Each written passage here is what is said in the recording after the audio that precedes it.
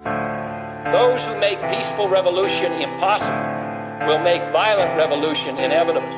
Revolution. First, what is a revolution? Revolution is the solution, hey. The motive of a revolution. Well, now, The objective of a revolution. be televised. And the result of a revolution. And the methods used in a revolution. I know you know. Put my gun away. Never gonna put my gun away. Put my gun away. See them all be better run away. This generation of Americans has already had enough, more than enough, of war and hate and oppression.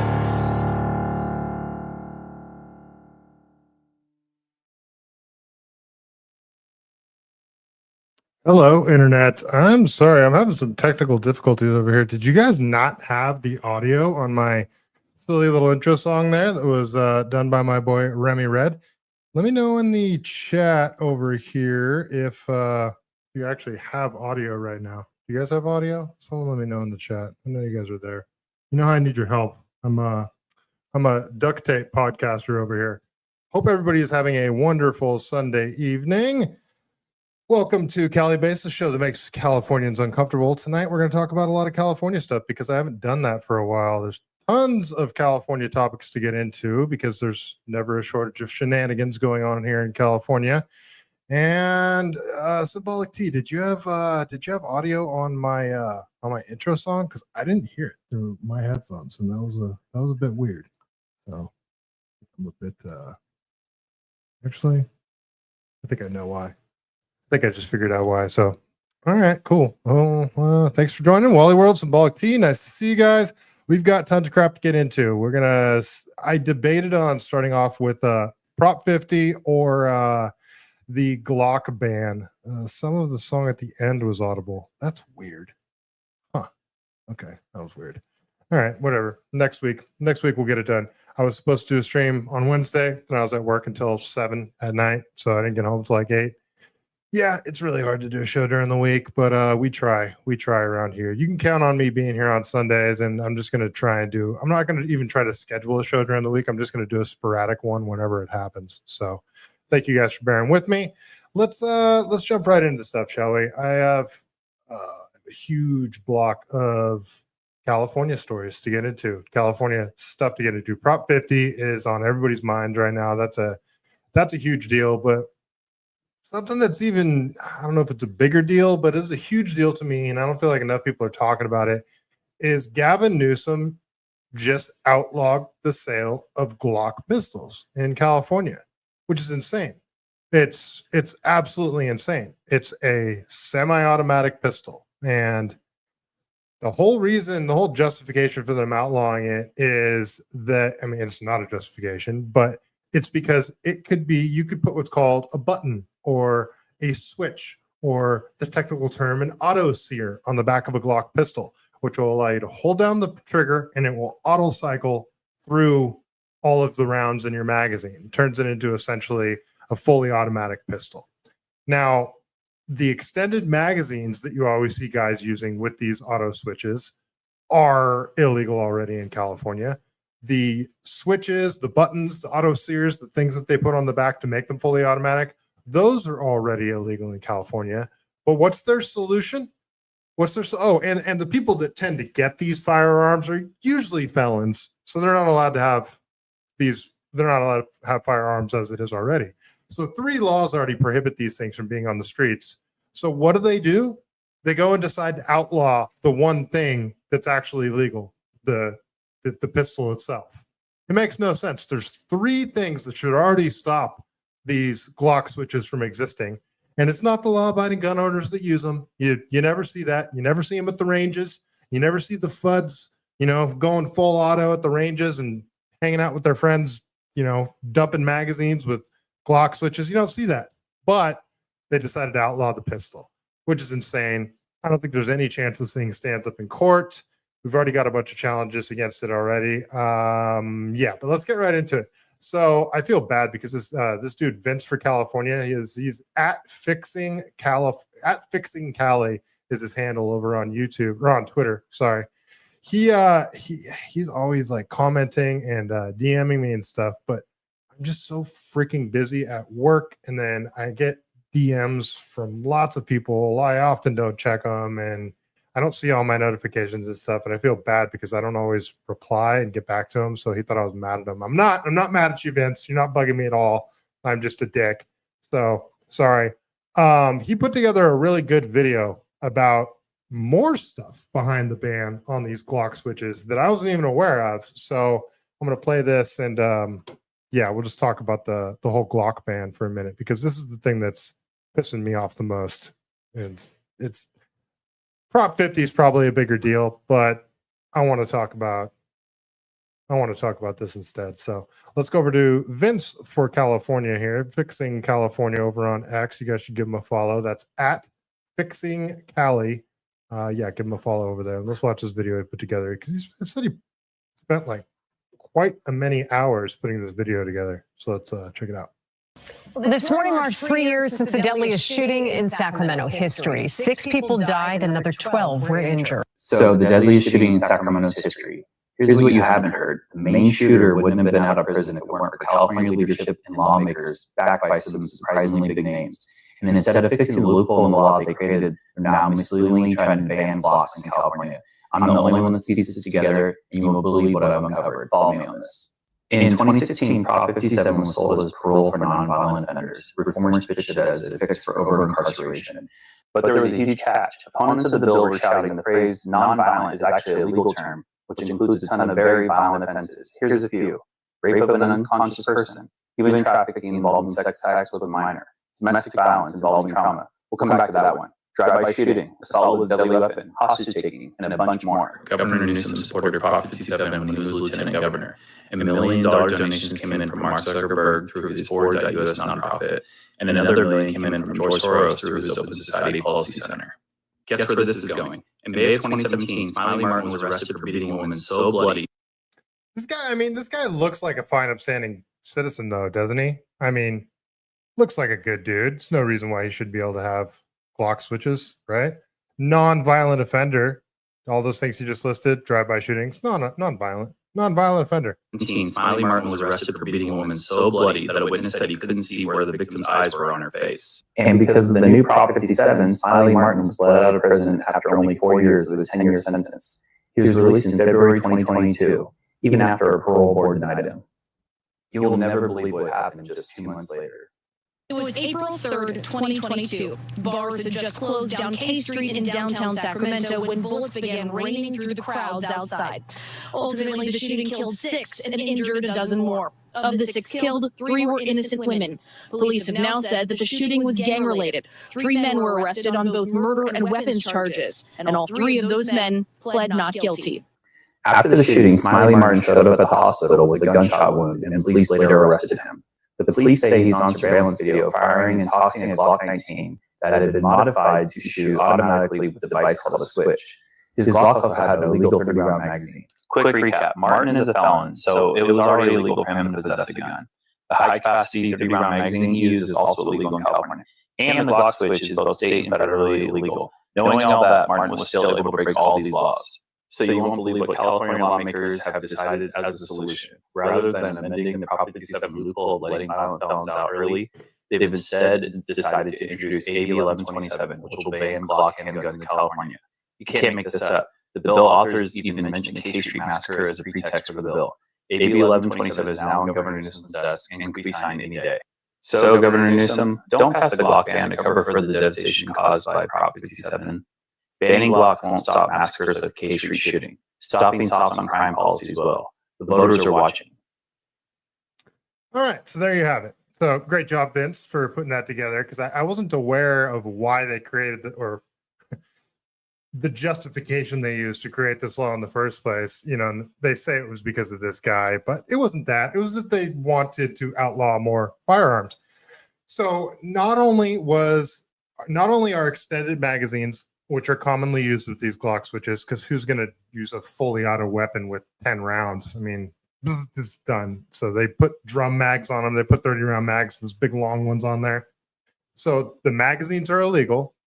The Glock switch itself is illegal. primary users of these Glock switches tend to be felons. They're already not allowed to have firearms.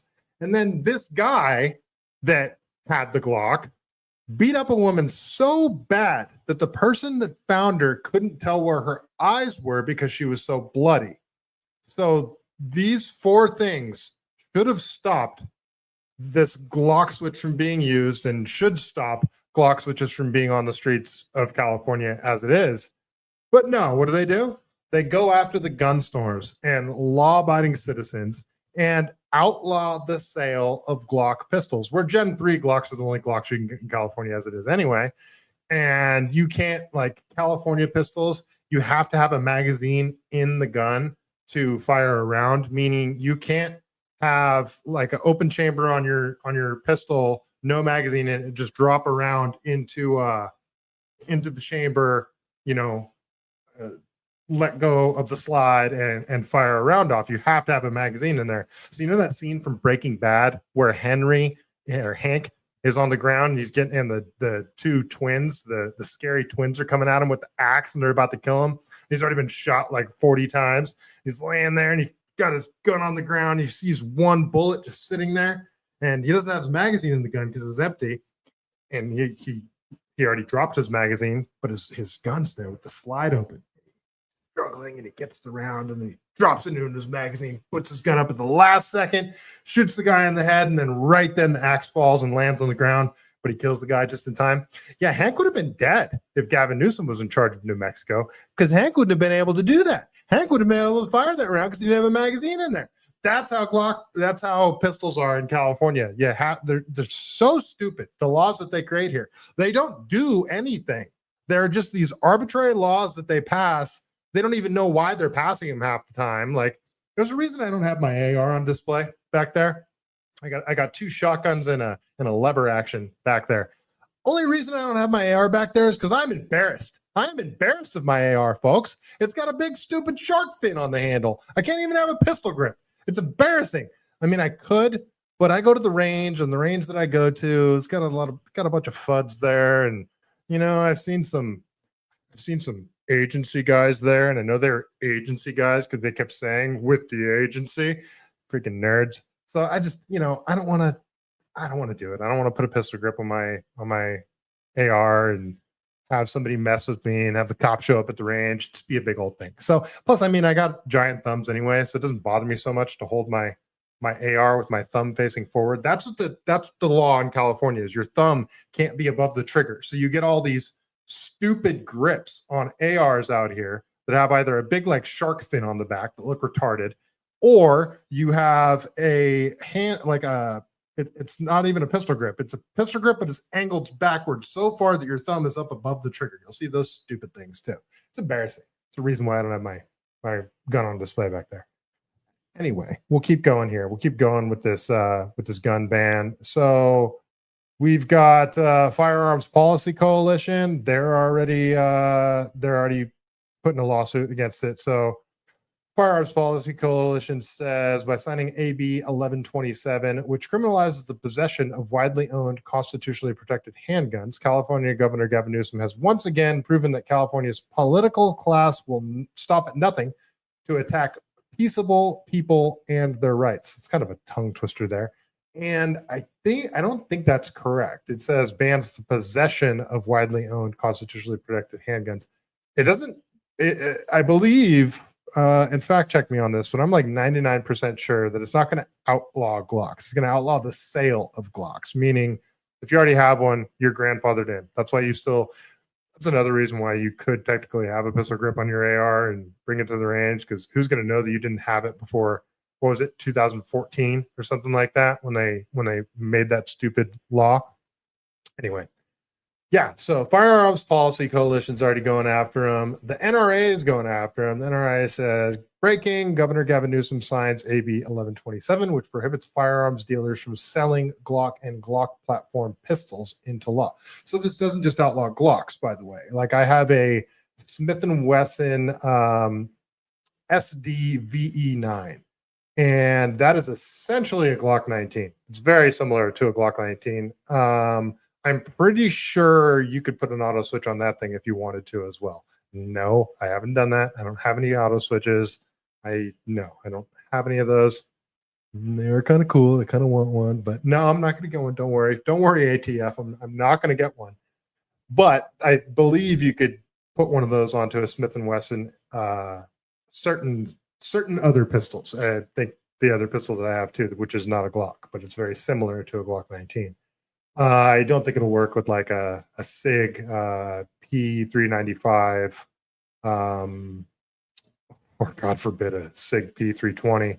I don't think it'll work with either of those. In fact, I know it won't. But there's other pistols that will be outlawed by this bill as well. So it's just stupid. It's just stupid, folks. It's stupid and annoying. And if you remember a few months ago, back in July, Gavin Newsom, Sean Ryan was so gracious to have Gavin Newsom on his show.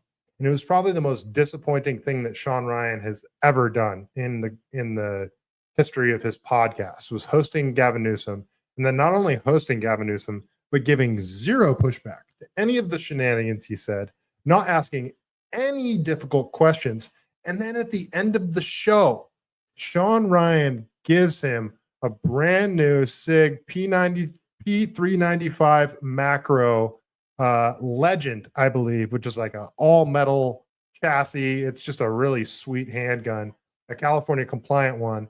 And Gavin starts, waving it around like an idiot before he freaking, makes sure there's no round in it. But yeah, that's what Sean Ryan did. Gave him a pistol that I guarantee Gavin had. Actually, I heard Gavin Newsom didn't even bring it back to California with him because his people couldn't figure out the transfer laws. That's right, because you can't just somebody can't just give you a pistol in whatever state this was, Tennessee, and then you put it in your checked bag in a locked case and just fly it back to California and it's yours. No, it's got to be sent to an authorized firearms dealer. You have to pay them a fee and they have to do the transfer. And I think the other person even has to be there in person for the transfer. I believe. I don't know. I've never done it. I've never had to do it. But I believe Gavin Newsom has never even taken possession of this pistol. But he acts like he's super pro 2A here. Last thing people would expect is that I respect this gift. Ready for this? This is actually, I got to report this gift, man. That is a California compliant Big Sour P365 macro. Sorry, P365, not 95. This is too cool. The fact you give me this. You just want TSA to take this from me. Here for it. I'm on to you, man. I got a buddy at SIG, you gotta get a SIG in his game.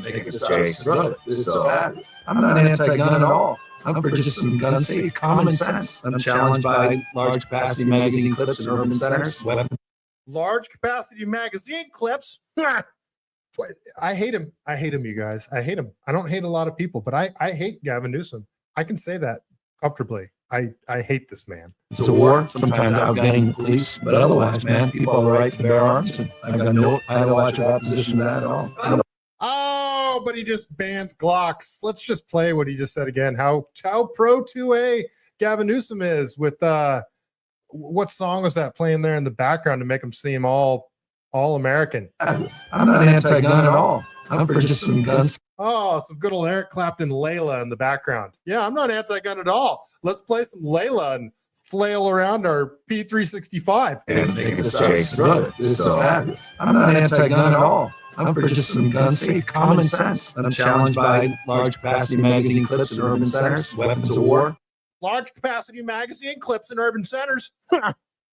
Sometimes outgunning the police, but otherwise, man, people have the right to bear arms, and I have no much opposition to that at all. By the way, you gave me a damn gun, so as we move to part 2, here's the bear. Thank you. Legit. I mean, I know it's not, sidearm. Hey, that's all right. I got plenty of those. Last thing people.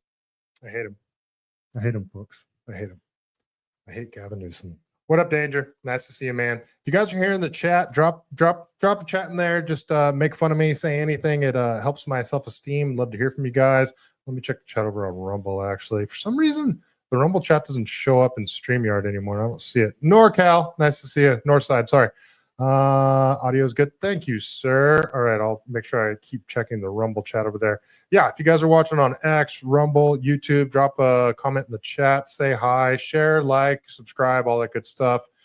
All right, let's keep going. I think that's all I got about the Glock ban. It's pretty simple. They outlawed the sale of Glock pistols. It's being challenged in court already. It's supposed to go into effect in, I believe, July of 2026.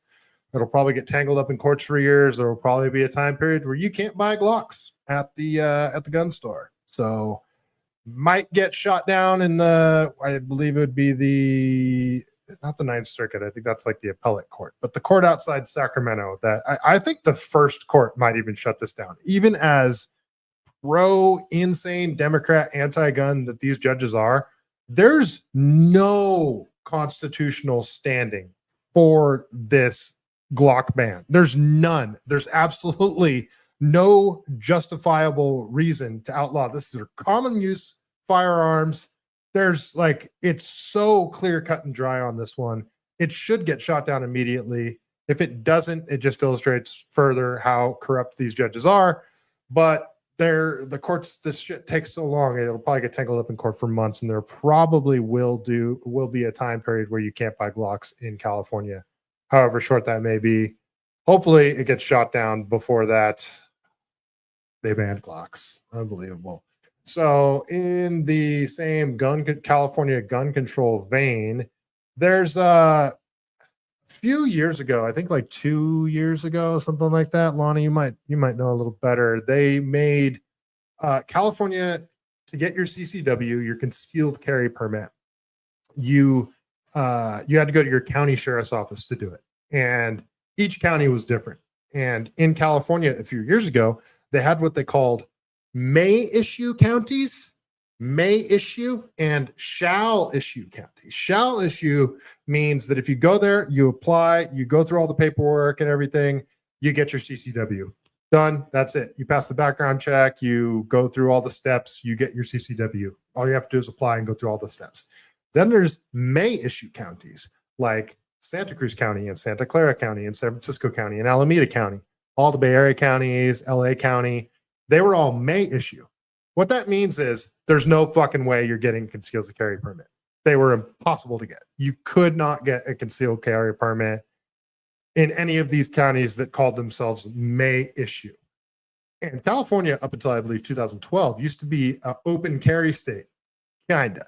You were allowed to carry a pistol on your hip, but it couldn't have a magazine in it. Yeah, that's right. You couldn't have a round in the chamber, and you couldn't have a magazine in it. So you had to have like your magazine in your pocket or something, but you're allowed to have the gun on your hip. It was so stupid. Anyway, for the last, up until like 2023, I believe, there was all these counties where you just could not get a concealed carry permit. Well, the Supreme Court passed a law saying, nope, if somebody applies, all counties now have to be shall issue. If you apply and go through all the steps, they have to give you your concealed carry permit. Well, certain counties tried to find their way around that. And like my friend Book Bunny on Twitter, if you guys follow her, she's fantastic. I've gone shooting with her before. She's awesome chick. She, I don't want to divulge too much about her. Let's just say it's extremely difficult and it's extremely time consuming to get your CCW. Very time consuming. Yeah. Multiple years from my understanding. So LA County was one of those counties. Well, there's been a lawsuit by the Trump administration against Los Angeles County for delaying these applications so long. Turns out they're not really processing them at all. Isn't that interesting? So that's how they're getting around giving out CCWs. They just don't process your application. Well, that's simple. That's an easy way around it, isn't it? These assholes. So let's go over to ABC 7. Let's see what they have to say about it.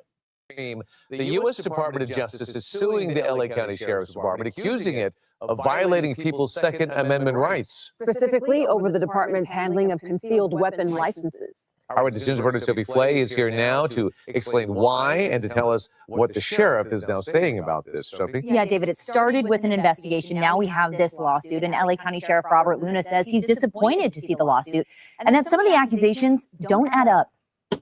The Department of Justice is accusing the Los Angeles County Sheriff's Department of moving too slow to process gun licenses for people who want to carry concealed weapons, according to a new lawsuit. The DOJ says it violates the Second Amendment. People have a constitutional right today in Los Angeles to be able to go in, get their weapon, carry it, and enjoy those rights, and they're being denied that. According to the complaint, the Sheriff's Department only approved 2 applicants out of 8,000 over the span of 2 months. I think there's open hostility in Los Angeles and its leadership.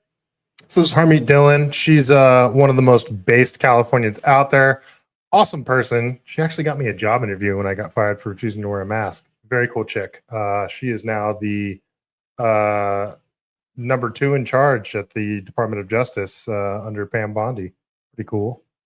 To gun possession and gun use. I think that's very clear, and that's exactly what we're seeing. The lawsuit comes after the DOJ launched an investigation into the delay in March. Earlier this year, the Sheriff's Department cited a significant staffing crisis for the backlog of around 4,000 applications, with only 14 people in the unit approving permits. In response to this lawsuit, LA County Sheriff Robert Luna says, I'm disappointed. Luna says they've approved a lot more applications than the DOJ gives them credit for, and he's increased staffing. I wish we didn't have to make people wait too long, but we've got to do it right. I don't want to be issuing CCWs to people that shouldn't have them, who have criminal histories. Okay, so really quick, how quickly could AI do all of this? And yeah, they might make mistakes. Is at least the criminal history part. How quickly could an algorithm be created that could go through all these applications to determine whether the applicant has a felony record? I mean, there's this Mr. I don't know what this guy's name is, from the Sheriff's Department. He's full of shit. He's absolutely full of shit. They could process these applications, 1,000 of them in an hour, in 10 minutes, in 5 minutes probably, but they're just coming up with excuses. These are just delay tactics. He's full of shit. Or have mental health histories. So I want. Wait, mental health histories? That's not. I think that's only if you've been institutionalized. There's no mental health check. You don't have to go to a psychiatrist to determine if you're allowed to buy a firearm ahead of buying a firearm. That's one of that's red flag laws. That's what they want. That's what they want to do. They want to make everybody have to go through a psychological evaluation before they buy a handgun. And a lot of people say, "Oh, it's a good idea. It's a good idea. Might keep handguns out of the wrong hands." Wrong. If you decide that everybody that wants to buy a firearm has to go through to a psychiatrist to determine whether they are fit to own a firearm, well, I mean, you already got soldiers that have PTSD. Not to mention, how many psychiatrists, just because they don't like somebody and don't want them to have a firearm, are just going to say, yeah, this guy's not mentally fit to have one.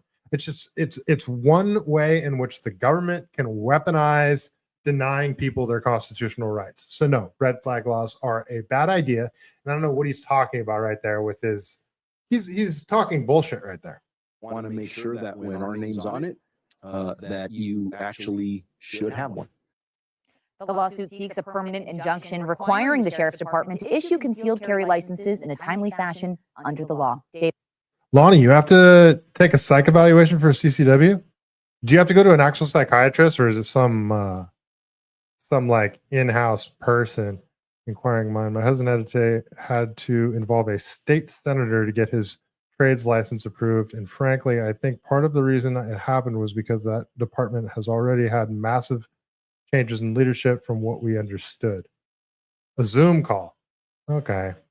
Well, that's I still don't like that either. I don't think you should even have to get a permit to carry a firearm. I think anybody should be able to carry a firearm. No permit, just you can carry a firearm. That's the way I think it should be. Lonnie says it's been 1.5 years. It'll probably be like 2 years before he gets a CCW, and it's going to cost him $2,000 to get it done. So that's another thing that they do. Just to get the permit, you have to go through a psych evaluation, which they could easily deny you if they wanted to. It's going to cost you $2,000, and you're going to have to wait 2 years to get it. It's bullshit. So I don't even think, I think anybody should be able to carry a firearm. I mean, I even go so far as to say that I think that felons, as long as they're non-violent felons, not involving a violent crime, if they've paid their due to society, they've already served their time, their probation period's already over, why don't they get their constitutional rights back? So like I would even make that argument. So yeah, Gavin Newsom says he's pro 2A. Freaking liar. Danger. 400 to see the sheriff, 400 for psych evaluation, 400 for the class, 400 for the ID card, and 200 for the fingerprints. Incredible. I've had my fingerprints taken so many. Why 200 for the fingerprints? Like I had to get fingerprinted to be a coach. I have to get fingerprinted all the time to go into certain buildings that I have to go into. There's like, you have to go down to, it's like a county office to get your fingerprints done. But I had to do it twice to be a little league coach, cross country coach, different buildings that I've had to enter. It never cost me $200. I guess the company always pays for it, or the school paid for it. But of course, they're going to charge you to do it here, right? $400 for the psych evaluation, and it's a Zoom call. It's incredible. Inquiring Mind, and it's the same company that does it every time. Yeah, it's a racket. The whole thing's a freaking racket. All right, enough with the gun stuff because I'll just get mad. So let's get right into this. The Prop 50 garbage. So this thing is it's incredible. It's so like transparent what it really is. And then I still see all of these yes on Prop 50 signs around where I live. And it's incredible. The whole purpose of putting this thing forward was because Texas is redistricting. And from my understanding, they're doing it under a court order. Like they're being forced to redistrict. So what does Gavin do? He says, well, if Texas is going to cheat to give themselves more congressional seats, we're going to cheat to give ourselves more congressional seats. And what is it doing? It's redrawing the maps of congressional districts.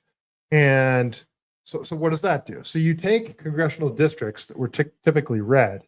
Here's the best example right here. Let me go full screen so you guys can see it. Actually, I'll go over to a different, this is like the best example of it right now. I believe this is District 1, and it would become District 2. So let me go full screen so you guys can see this better. Okay. So the purple here, that's the current district. So you can see this. You know, it's right on the border with Oregon, border of Oregon up north, border of Nevada over here on the east. There's no coastal cities, even though Crescent City up here is red. That's red. So is most of Eureka, from my understanding. But all of this down here, where my cursor is, down here to San Rafael. Oh, you guys can't see my cursor on the screen, can you? Okay, there it is. All right. So all of this down here. Whoa, what are they doing there? They're just adding this strip, which is all deep blue. This is Napa, St. Helena. It's all wine country right here. All of this super blue. And they're going to take this really red district right here, and they're going to add a whole bunch of blue to it to get it to flip. And that's what they're doing with tons of these different districts. And I mean, it's very clearly gerrymandering. It's very clearly a means of rigging the map in the favor of Democrats, and they're calling it an anti-election rigging proposition. It's like the ultimate narcissistic gaslighting. Just accuse the other person of what you're actually doing. It's seriously narcissism 101. And of course, it's being done by Gavin Newsom and his insane narcissistic Democrats behind him. So let's just read a couple of articles about this. So let me go. These are the current maps. This is can I zoom in on this? There we go. So this is the current map. So you can see District 1 is all this in like yellow up here. And they would be adding all of this down here to it. So yeah, they'll just, I can compare the two. This is the proposed map right here. sorry, right here. This is the proposed map. And then this is the new map right here. Now, it's hard to just look at it and understand like what they're doing, but believe me, they put a lot of time into doing the math on, okay, this district, this county here is a plus 30 points Democrat. We can afford taking 20 points and basically sliding that into this super red district over here to hopefully turn it purple or even flip it blue. Like that's what they want to do. They want to get rid of all Republican congressional seats. I'm curious what they're doing to Kevin Kiley's district. I should have looked into that more because Kevin Kiley is probably the most consequential California Republican out there. And he actually does stuff and people actually like him. So we'll see. Wally World, my district here in PA used to be a plus 15 red. After redistricting in 2018, it is a plus 15 blue. They included a blue city in our district. Yeah, that's exactly it. That's all that this stuff is. And they do it all the time. It's very frustrating. It's very, very frustrating. And I haven't asked anybody that's actually, I'm voting yes on Prop 50. I haven't asked any of these people like, okay, why? Like, why do you think this is good for California? I want to hear what they have to say, like out loud. It's like, are you doing that to make red districts blue? Is that what you're doing? Are you intentionally doing that? Well, yeah. Okay, then you're pro-election rigging. That's exactly, well, Texas is doing it. Okay, let's say Texas stopped doing it. Would you still support this bill? Well, yeah. Sorry. Well, yeah, you're pro-election rigging. Like it's so frustrating. There's no integrity behind anything that they do. It's just, how can we cheat in every aspect of this? Okay, let's go over to this article. So this is about the Prop 5 mapping. This is from LAist, the brief. So let me go back full screen here. You guys are going to read along with me. So I'll just have it up on screen here. All right. So Prop 50 mapping. Does it divide California communities? Let's see. There's no question that proponents of Proposition 50 have a partisan goal.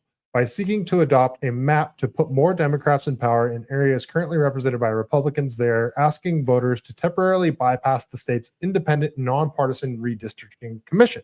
So they have a commission and they're bypassing it.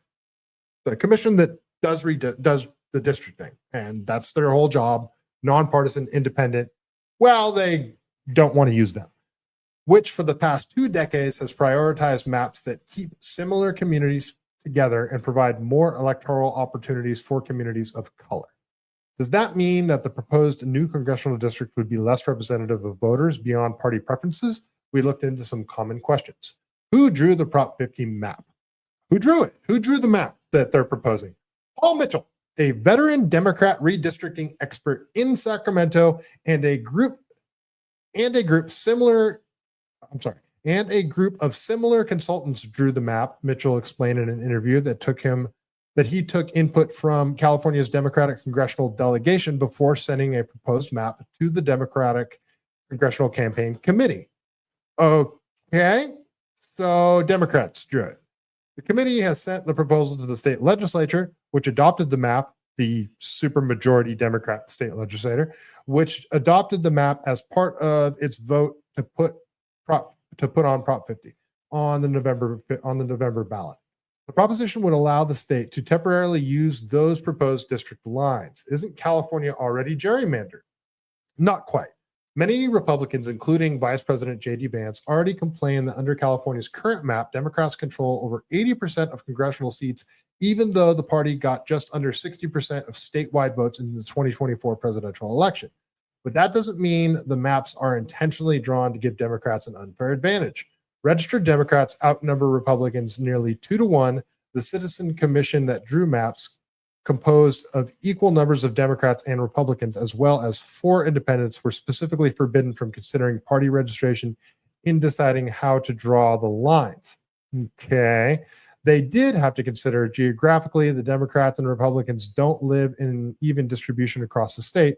Plus, several of the current blue districts are highly competitive with the incumbent Democrats winning them just last year with razor-thin margins. Right. Those were the ones where, you know, the Republican was ahead by 3 points, and then they kept counting, and then he's only ahead by 2 points, and then they kept counting, and he's only ahead by 1 point. And then after 3 weeks of counting, miraculously, the Democrat overcomes the 3-point deficit. Those are the districts they're talking about, you know, because they got to count those mail-in ballots and do signature verification and ballot curing, because that's a thing. Two academic institutions that rate states' redistricting plans say California's current map is mostly fair. Plan Score found the map is tilted toward Democrats by 2 measures and balanced by 2 other measures. Princeton University's, okay, sorry, my landlord texted me. Princeton University's gerrymandering project gave California's map a B score on partisan fairness, docking it only for giving incumbent politicians an advantage. The proposed new map got an F from the organization.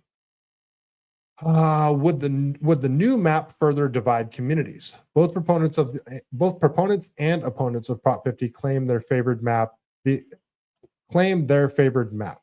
existing one or the proposed new one keeps cities and counties together more often, resulting in better representation by keeping similar communities under the same Congress member. So which is it? It depends on how you look at it. So this is written by somebody that's definitely pro Prop 50. And each side paraphrases their claims differently.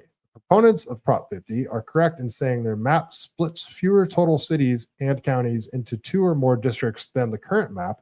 That's according to analysis by both Maps by Haystack DNA, the firm that assisted with the nonpartisan redistricting in 2021, and analysis by the Nonpartisan Public Policy Institution of California found that differences to be nearly negligible. Then why are they doing it? Like, why are they doing it? And why is it only Democrats that are pushing for this? Why are they doing it? But the Democrats' map has more cities and counties that are split among 3 or more districts rather than only 2. That's why opponents are also correct in saying that Prop 50 splits communities more times. Though in their argument mailed to voters, they overcome the number of times. Okay, I don't know what that means. But keeping cities and counties intact isn't the only way to judge the quality of a congressional district. For starters, big cities have to be split into multiple districts to ensure that each congressman represents the same number of people. Both maps give each district 76,066 Californians, give or take 1 constituent. Plenty of California cities are split in both maps because the state constitution requires independent map drawers to consider not just keeping cities and counties together, but also communities of interest, which the law defines as a contiguous population which shares common social and economic interests that should be in one district to be represented fairly. That's funny because you've got towns like East Palo Alto right next to Los Altos Hills. They're not exactly, they don't exactly have the same interests, but we'll keep going. In any region that could maintain everyone who sends their kids to the same school district, or everyone who works in farming, or everyone who relies on I-5 for their daily commute, but there's no set definition of all communities of interest. So once you consider them, it becomes a matter of opinion how well each map represents Californians. Okay. Prop 50's opponents have highlighted Lodi, a 66,000 person city north of Stockton, currently represented in 1 congressional district that would be split among 3 districts under Prop 50. Damn, they would split Lodi in 3. The Lodi City Council opposes the measure. That's I believe Lodi is where Sons of Anarchy was supposed to take place. They called it the town of Charming. It was basically Lodi. Mitchell said the split stemmed from efforts to strengthen Northern California Valley District for Democrats by moving in more voters from Stockton. The resulting shuffle forced Lodi residents to be split up, but also unified Antioch and Martinez residents into one district and Vacaville and Solano County into another. All 4 of the latter cities and counties are split up under the current map. It's a trade-off, he said. Oh, it's just a trade-off, you guys. It's like we're just being fair. That's why we have to do it. And only Democrats and George Soros are supporting this. Okay. You could have competing communities overlapping. Which one's more important? But opponents say those trade-offs should only be made by public input and without partisan goals. That seems reasonable to me. In deciding which cities, counties, and communities to keep together or split up. 2021 Independent Redistricting Commission member Patricia Sine said the commission held numerous hearings and received tens of thousands of written comments, saying one splits more than the other. It's not that informative, said Sine, a political independent who opposes Prop 50. What did the people want? What did the communities of interest ask for? How does Prop 50 affect representation for people of color? Okay. In the weeks leading up to the election, opponents have highlighted regions of Prop 50's maps would split up against local communities' leaders' wishes. In a press, how long is this? Okay, there we go. Like 5 more paragraphs. Sorry, guys. This is longer than I thought it would be. In a press release issued by the other No on 50 campaign funded by House Republicans last month, that is a heck of a sentence, local politicians in Temple City and Azusa denounced the proposed maps for drawing lines through Asian American and Latino communities in East Los Angeles. In general, the proposed map doesn't actually change much, according to the analysis by the PPIC. Okay. If there are enough minority voters in a region to make up the majority of a congressional district, it could trigger the Federal Voting Rights Act, which requires states to draw districts protecting the community's ability to elect representatives of their choosing. There are 16 such congressional districts in California, all with a majority of Latino voters. Other concentrated racial communities that don't have enough numbers to be in the majority still have districts that are drawn with their interests in mind, like Asian voters in East Los Angeles County or Black voters in South LA in 6 districts. Asian voters are at least 30% of the population, enough to influence an election. California also has 2 districts where Black voters reach that threshold and 7 where Latino voters do. Prop 50 wouldn't change any of that. The Public Policy Institute even found the proposed map would add 1 more district where Latino voters make up at least 30% of the population. Some communities may have complaints about specific lines drawn by proposed plan. Senior fellow Eric McGee wrote, but the plan as a whole is very similar to the current one in most respects. It deviates mostly by creating more Democrat seats. It's the same. It'll just create more Democrat seats. Like, what the fuck? Like, that's the last sentence of this article. Like, talk about burying the lead. So Eric McGee wrote, but the plan as a whole is very similar to the current one in most respects. It deviates mostly by creating more Democrat seats. That's what all of this, everything that I just read could be summed up into that last sentence. But the plan as a whole is very similar to the current one in most respects. It just deviates mostly by creating more Democrat seats. Well, there you go. What is this all about? Creating more Democrat seats. Man, you could have put that at the beginning, LAist. Jeez, what a waste of an article to read. The last freaking sentence. Incredible. But the plan as a whole is very similar to the current one in most respects. It deviates mostly by creating more Democrat seats. Fucking hell. Fucking hell. The last sentence of the article. Incredible. Well, I'm glad I didn't stop reading because I was about to, because it was so long-winded and stupid. That article was annoying to read. I apologize. All right, let me read. Let me check some chats here. Danger, someone made a bunch of stickers and has been putting them everywhere saying, stop Trump, vote on 50. Yeah. It's seriously just sub 105 IQ, people that can't conceptualize a hypothetical. I think people that don't have an inner monologue. Like I think this whole Prop 50 thing is geared towards people that don't have an inner monologue. My district, okay, I already read that. Wally World. Melissa, why are so many people moving from California to North Carolina? I don't know. Maybe it's nice in North Carolina. Don't you guys have nice beaches? That's probably why. Probably because you guys have nice beaches and it's not California. And they're probably going to turn it into California. That's just how it goes. It says vote no on 50. Sorry. Wait, what? Stop Trump, vote no. That's genius. That's freaking genius, Lonnie. That's hilarious. So people are putting up signs that says, oh, that is genius. I'm sorry, I didn't catch that, Lonnie. Oh, that's brilliant. I need one of these signs. Stop Trump, vote no on 50. Yeah, because people are people are that dumb here in California. Just associate it, say voting no on Prop 50 would stop Trump, you guys. It would stop him. So vote no on Prop 50. That's fucking genius. Wow. Okay. Yeah, I'm dumb. Sorry, I didn't catch that. That's good. Danger. Can you get me a sticker? Can you get me a sign? I'll put a yard sign up. Please. Yeah, I need to get some of those signs. Lonnie, get some of those signs. Distribute them. That's hilarious.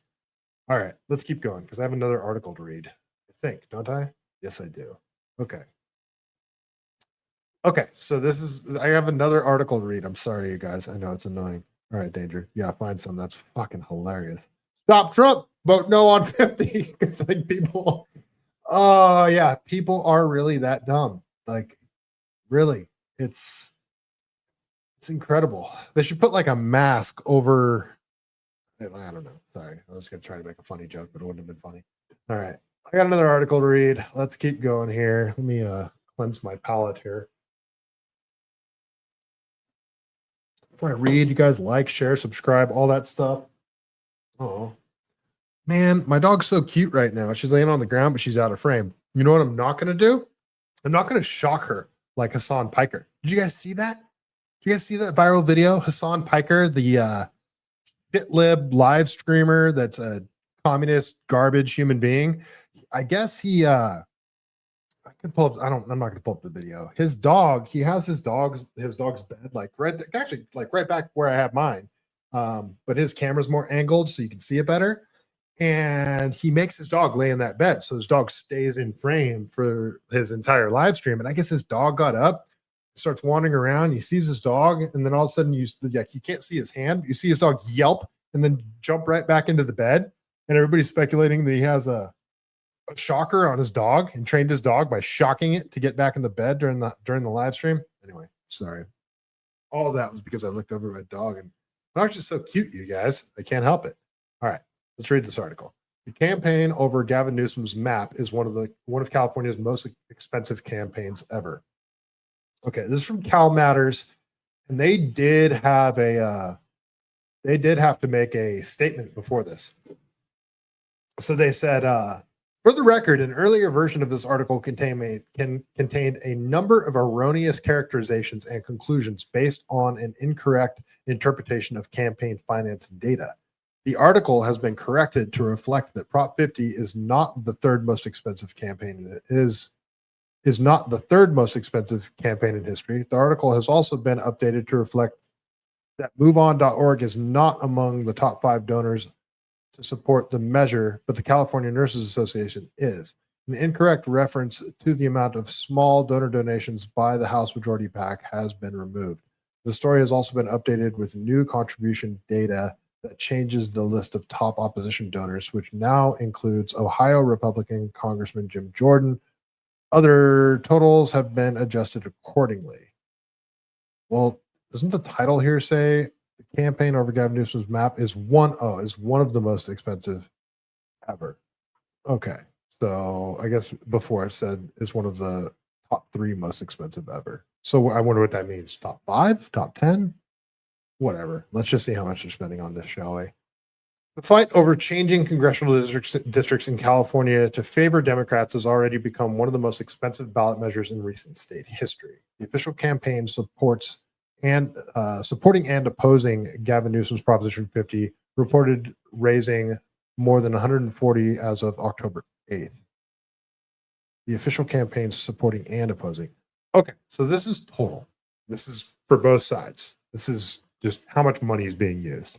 All right, so basically 11 million, 10.99 million House Majority PAC, a super PAC focused on electing Democrats to Congress, 10 million from George Soros, Fund for Policy Reform, which focuses on drug policy and electoral reform, according to IRS filings. Right. That's because George Soros wants to see the world burn. Like that's what all his stuff does. Like electing or backing district attorneys like Chesa Boudin, Pamela Price, Chesa Boudin, former DA of San Francisco, Pamela Price, former DA of Alameda, both of which got recalled because they were so corrupt and crime spiraled so far out of control. I believe also out in Philadelphia. He backs soft on crime district attorneys. Why? The only possible conclusion that you could draw is that George Soros wants to see more crime and he wants to watch the world burn. So he put 10.5 million into this, clearly on the side of redistricting. 3.3 million, the California Teachers Association, a powerful union and close ties to Democrats. 3.3 million, the National Nurses Association, another large union that often contributes to Democrat campaigns. 3 million, the National Education Association, the largest teachers union in the country that gives overwhelmingly to Democrats. Okay, so where's all the money that's going against it? Okay, interesting. Newsom also transferred 2.6 million from his 2022 gubernatorial campaign. Oh, he's got leftover funds from that, huh? Oh, that's funny. Newsom used some of his own 2.6 million of his own campaign dollars to redistrict this. So like it's pretty obvious, you guys. Why are Democrats are pushing this super hard? The last sentence of that article that I just read, it gives Democrats more seats. That's it. That's all this is they want to give Democrats more congressional seats.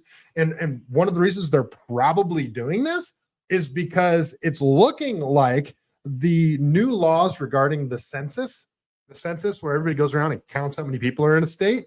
The census is how they determine how many congressional seats a state gets. Well, currently, California uses illegal immigrants in that count. So yes, illegal immigrants go towards determining how many congressional seats a state has. Well, if they pass a law saying you can't count them anymore, oh crap, they're going to lose congressional seats, especially in the districts that illegal immigrants are in. And what districts do those tend to be? Democrat ones. So to me, all this stuff ties together. If you ask me, I'm just speculating there. Okay, so Newsom transfers 2.6 million from his 2022 gubernatorial campaign. Gubernatorial. I've always liked that word. More than 66,000 unique contributors gave money to the Yes campaign, according to CalMatters analysis of data from the California Secretary of State. The groups opposing the redistricting measure are relying on two major donors. Okay, who gave more than 90% of the 41 million raised for their campaign. They have a smaller share of small donors, raising 83,000 from people who gave less than $100 below are the top 5 donors. Okay, so these are all the ones against it. Oh, well, that's a lot of money. That actually 41 million, that actually seems like more than they've raised. Yeah, that's more than yes on Prop 50. Okay, so there's more money going towards no on Prop 50 than for it. Okay, so 33 million came from Charles Munger Jr., who contributed to the original ballot measure that created the Independent Redistricting Commission. Okay, so this guy's spending 33 million to keep it the same way it already was. 5 million from the Congressional Leadership Fund, a super PAC controlled by Republican leadership in Congress. Okay. 1 million came from Kevin McCarthy, former Republican Speaker of the House of Representatives, who transferred money from his campaign account, far less than 100 million. Okay. He said he would raise in a few weeks ago. So I guess Kevin McCarthy, who's a shit stain. I don't like Kevin McCarthy at all either. He said he would raise 100 million and he only came up with $1 million. That's funny. 1 million, Thomas Sybil, a Bay Area billionaire businessman who is related to first partner of California, Jennifer Sybil Newsom. That is funny. Huh. Okay, so he's going against this. That's interesting. 300,000 from Jim Jordan, a Republican congressman from Ohio. Okay, so that's this. So the majority of this is from Charles Munger Jr. $33 million is no for. So Charles Munger Jr. is basically funding the whole no on Prop 50 campaign. I hope he's the one that came up with that stop Trump, vote no on 50. That's hilarious, Lonnie. That is freaking hilarious. I can't believe who came up with that. Whoever did is a freaking genius. That is incredible. Okay. Other groups unaffiliated with the campaigns are spending money to at least 25 are spending money to. I said also because it's just sorry. Poor sentence structure bothers me. At least 25 organizations spent more than 1.5 million in support through ad buys and outreach, while at least 14 groups spent more than 64,000 in opposition. Newsom proposed the ballot measure after the Trump administration pressured the state for Texas to gerrymander its congressional districts in a way that would flip 5 Democrat seats to Republican in the upcoming 2026 midterm.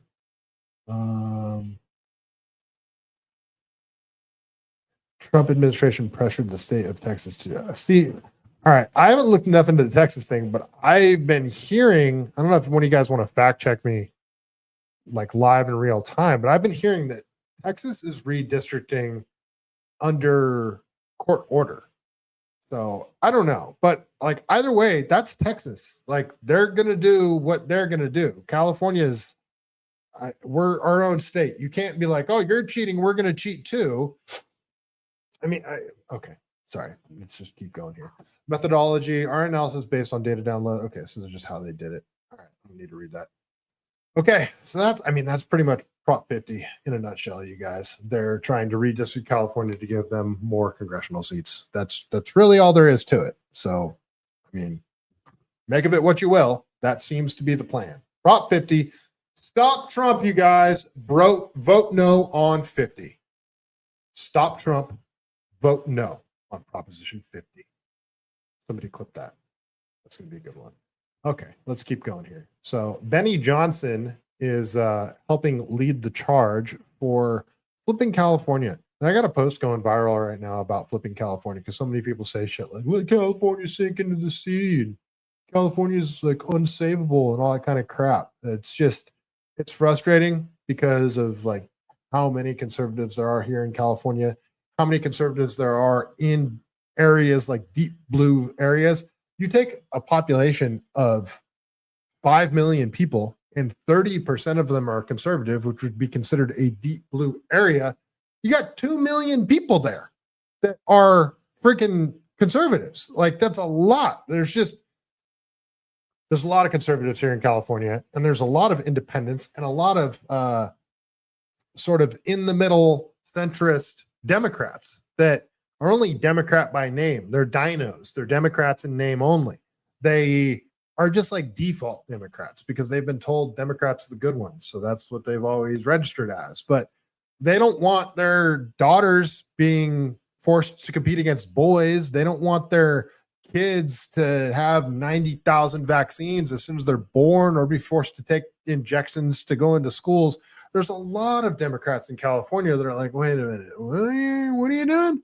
That sounds weird. I don't want that. Why are you trying to fuck with my kid? Like there's a lot of that going on right now. There's a lot of people that haven't changed their voter registration, but they're still like, wait, hold on. What the fuck are you guys doing? You guys sound insane. Like Joe Rogan type thinking where it's like, yeah, I don't like, you want to be gay, whatever, do your thing. Yeah, equal rights for everybody. Yeah, I'm not super pro-abortion, but I'm not going to like fight too hard against it either. But wait a minute, hold on. You want you want my daughter to compete in ice hockey with this 6-foot dude over here? She's only 14. Like that kind of shit that's going on. We don't have high school ice hockey out here, but I was just making an example off the top of my head. Anyway, Benny Johnson leading the charge, helping lead the charge. So he says we are heading to California to kickstart the revival. The state has the largest Republican population in America, but no voter ID. That's how Gavin Newsom's machine survives. It's a lot more than that, but we'll keep going. In 2026, that changes. 875,000 signatures puts voter ID on the ballot. Democrats can't fight it. Wisconsin proved that. They passed voter ID, cleaned up elections, and President Trump won with ease. Now it's California's term. We are getting voter ID on the ballot, giving Republicans a voice, saving the state, and changing politics forever. Stay tuned. We got to get rid of mail-in ballots too. Like, that's a huge one. To me, mail-in ballots is just as important, if not more important, than voter ID.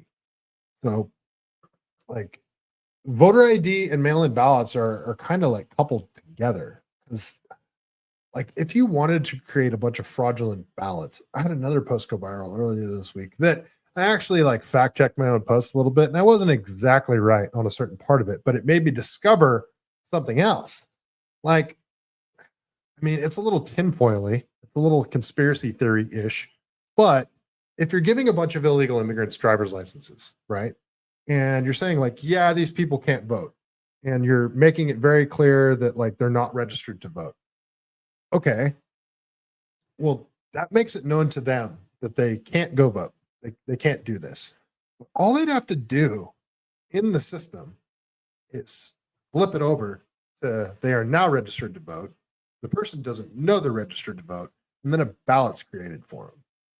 A ballot that could just be counted, and that person doesn't know that they're actually registered to vote. And it's not like they're going to say anything because they're here illegally. So even if they discovered their, you guys get what I'm saying? Like, they've created a mechanism, and with mail-in ballots, like, you can create all these fraudulent ballots of illegal immigrants that don't know they're registered to vote when they shouldn't be in the first place. Create them all, put them in at the end when you got a margin of 3 points in these highly contested areas, and then you keep counting for a month until you get the result you want. You know what I mean? Like, it's just another way of doing it, how those two things can work together, mail-in ballots and not requiring ID. Voting in person, like, that's one day to vote, one day to count the ballots.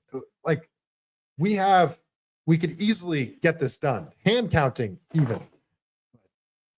Anyway, let's watch this video from Benny Johnson. Let's see. Warhorse Tactical, exactly. We are not Texas. Inquiring Mind, yay. Benny and Nicole and Scott. Yeah. Scott, geez, why am I blanking on his last name right now? Scott, come on, tell me his name. Inquiring Mind. Pressler, sorry, geez. Benny and Nicole Shanahan? Yeah, whatever. RFK's running mate. Danger. Are you agreeing with me there, Danger? The only thing we should get in the mail is a sample ballot. This is what yeah, I agree. Inquiring Mind, me. Shanahan, that's right. Scott Belzer, yes. Thank you, Wally World. All right, let's watch this video from Benny Johnson.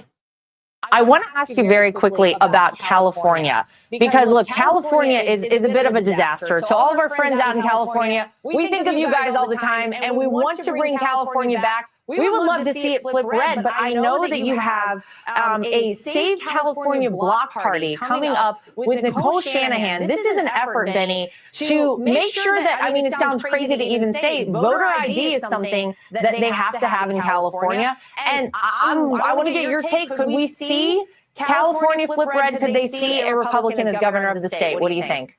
Yes, absolutely, Laura. Very quickly here, if you expand out. Hey, no homo, but Benny Johnson looks good. He looks like he's been working out. Like his face looks like it's not he has less fat of a face. Sorry, he wasn't fat, but I'm just saying Benny Johnson looks good. Maybe it's lighting. I don't know. Sorry, no homo. Out and look at Wisconsin. There was no voter ID, and Wisconsin was just one of those shady states, right, where you weren't sure where the votes were coming from. Wisconsin had a referendum, put voter ID on the ballot, and Democrats didn't even fight it, Laura, because they can't fight against voter ID. If you have it on the ballot, then they have no argument. And so Wisconsin now has voter ID and clean elections, and Donald Trump wins Wisconsin steadily and easily in 2024. Now let's move over to California. They have no voter ID. You know there's a problem with illegal voting in California. They have the same referendum mechanism. And so we are going to be assisting in an effort to make sure that voter ID is on the ballot in 2026. Democrats won't be able to fight it. There's no argument against it. All we need are 800 and 75,000 signatures from Californians that say, yes, we want this question on the ballot. If you want to stick it to Gavin Newsom, if you want Gavin Newsom to cry live on TV, if you want to make sure that Republicans can gain in fair elections in the state with the #1 largest population of Republicans, Laura. This is incredible. I didn't know this, but the most Republicans in the country actually live in California. It's such a populous state. If you want them to have a voice, if you want to change politics forever, give California voter ID. We're going to be heading to California and making sure that we start the California revival and save California, Laura. We need to do that. This is something that is so imperative. And you're right. You know what? We sold the most campaign merchandise from the Trump campaign to the state of California. So we know we've got people there who want to save the state, Benny. Yeah, like it's frustrating because everybody just shits all over California. I think we're all liberal shitbags, and we're not, you guys. Mahanish over on Rumble, nice to see you. Haven't seen you for a while. Yeah, hope you're doing well. Aren't you out there in Texas, if I remember correctly, Mahanish? Inquiring Mind. I'm so excited for the prospect for the proposed event. I've already been begging my husband to go. We have never been politically active. This would be our first event if we make it happen. Yeah, go get out there. It's fun. It can also get contentious. Like when I was gathering, so I ran for state senate a while back, and I had to go get signatures, and I just did it by myself. And most people are cool, but every now and then you'll get somebody just coming up and are you voting for, like, they'll just immediately try to find out if you're pro or anti-Trump. They don't ask you like what your positions are. They just want to know if you're pro-Trump. Are you MAGA? And then they'll just start flipping out on you. So it can be a bit contentious. So yeah, get out there. It's an interesting experience. It's a good way to meet like-minded people as well. My state senate campaign did not go so well, but I went for it. I might run for assembly next year. We'll see. I'm not sure yet because I'm conflicted with the whole system being rigged, and then me running for office is sort of like counterintuitive, especially since I only got 3% of the vote last time, 2% of the vote, I think. I can't even remember. It wasn't great. All right, we'll keep going here. All right, it's enough about, so one more thing about elections. We're going to talk about the governor election, the gubernatorial election, and then we're going to get into, some other stuff here. I'm going to play a video. After I go over this chart, I'm going to play a video and take a quick break. Okay, let's keep going. All right, so this is a screenshot from a poll that I looked at earlier. Let me go put this up larger on screen. So this poll, this is just polling data, and it's not like a very extensive poll. There's like, okay, so you've got down here on the left, let me click so you can see my cursor. These are the different polls that they did. These are 5 different polls that they did, and they averaged the results of these 5 polls. And then these are the candidates up top here. Blue are Democrats, red are Republicans. And you can see this is the sample size. So you got like 1,000 people, 1,400 people, 1,000 people, 911 people. So it's not a huge sample size. But if we're going off this polling by itself, you know what? I shouldn't have closed. I had the website up. Let me see if I can pull it back up. What is stand by, folks? I want to see if I can.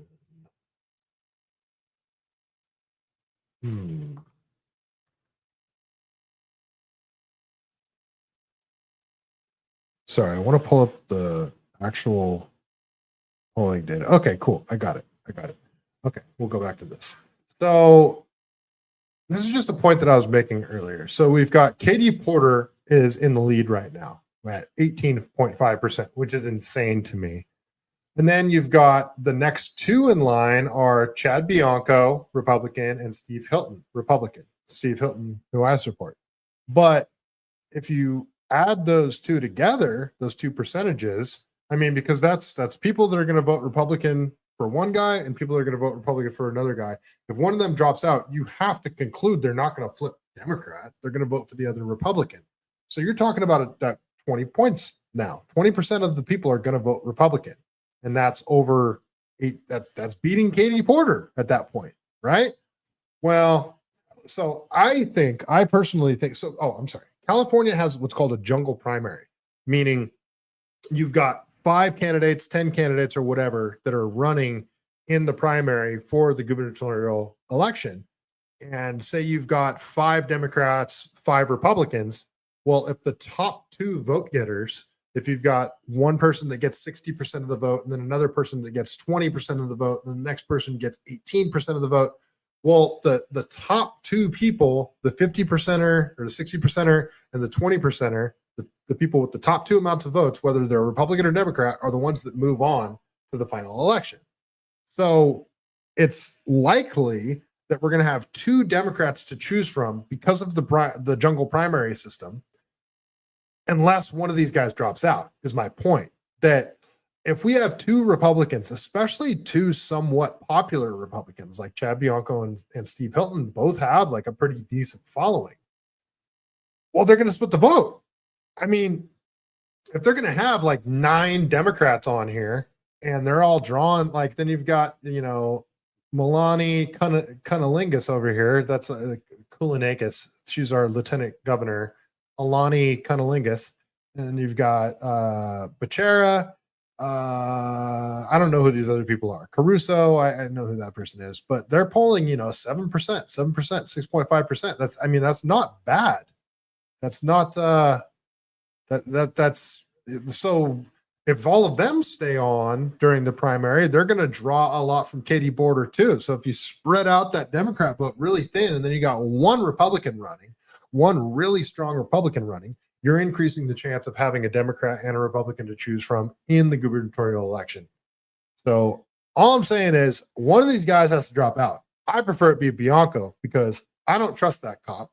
I think he's a neocon. I think he's got skeletons in his closet. I just get a bad vibe from him altogether.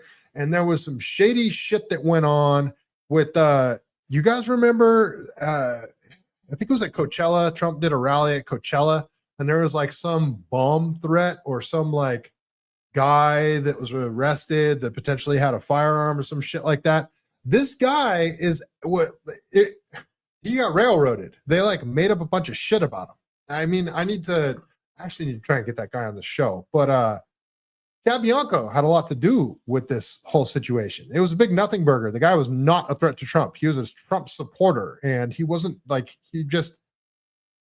I believe he had a firearm on him, but it was in his car. It wasn't like he was going to bring it into the venue or anything like that. It was a big giant misunderstanding, but it seems they were trying to like make him look guilty and make it like look like a thing that it wasn't. So I already don't trust Bianco. He's like a lifelong sheriff. I already don't trust cops. Steve Hilton, I mean, he just seems like a genuinely good dude. To me, he says all of like not the right things, but he's trying to have actual conversations with people. He's reasonable. He's not just like hardcore party line Republican. He's like, how can we actually fix this shit is kind of the vibe that I get from Steve Hilton. I just like him more. I don't trust Chad Bianco. I want Chad Bianco to drop out and just back Steve Hilton. So that's my 2 cents anyway. I don't trust the fucking guy. All right.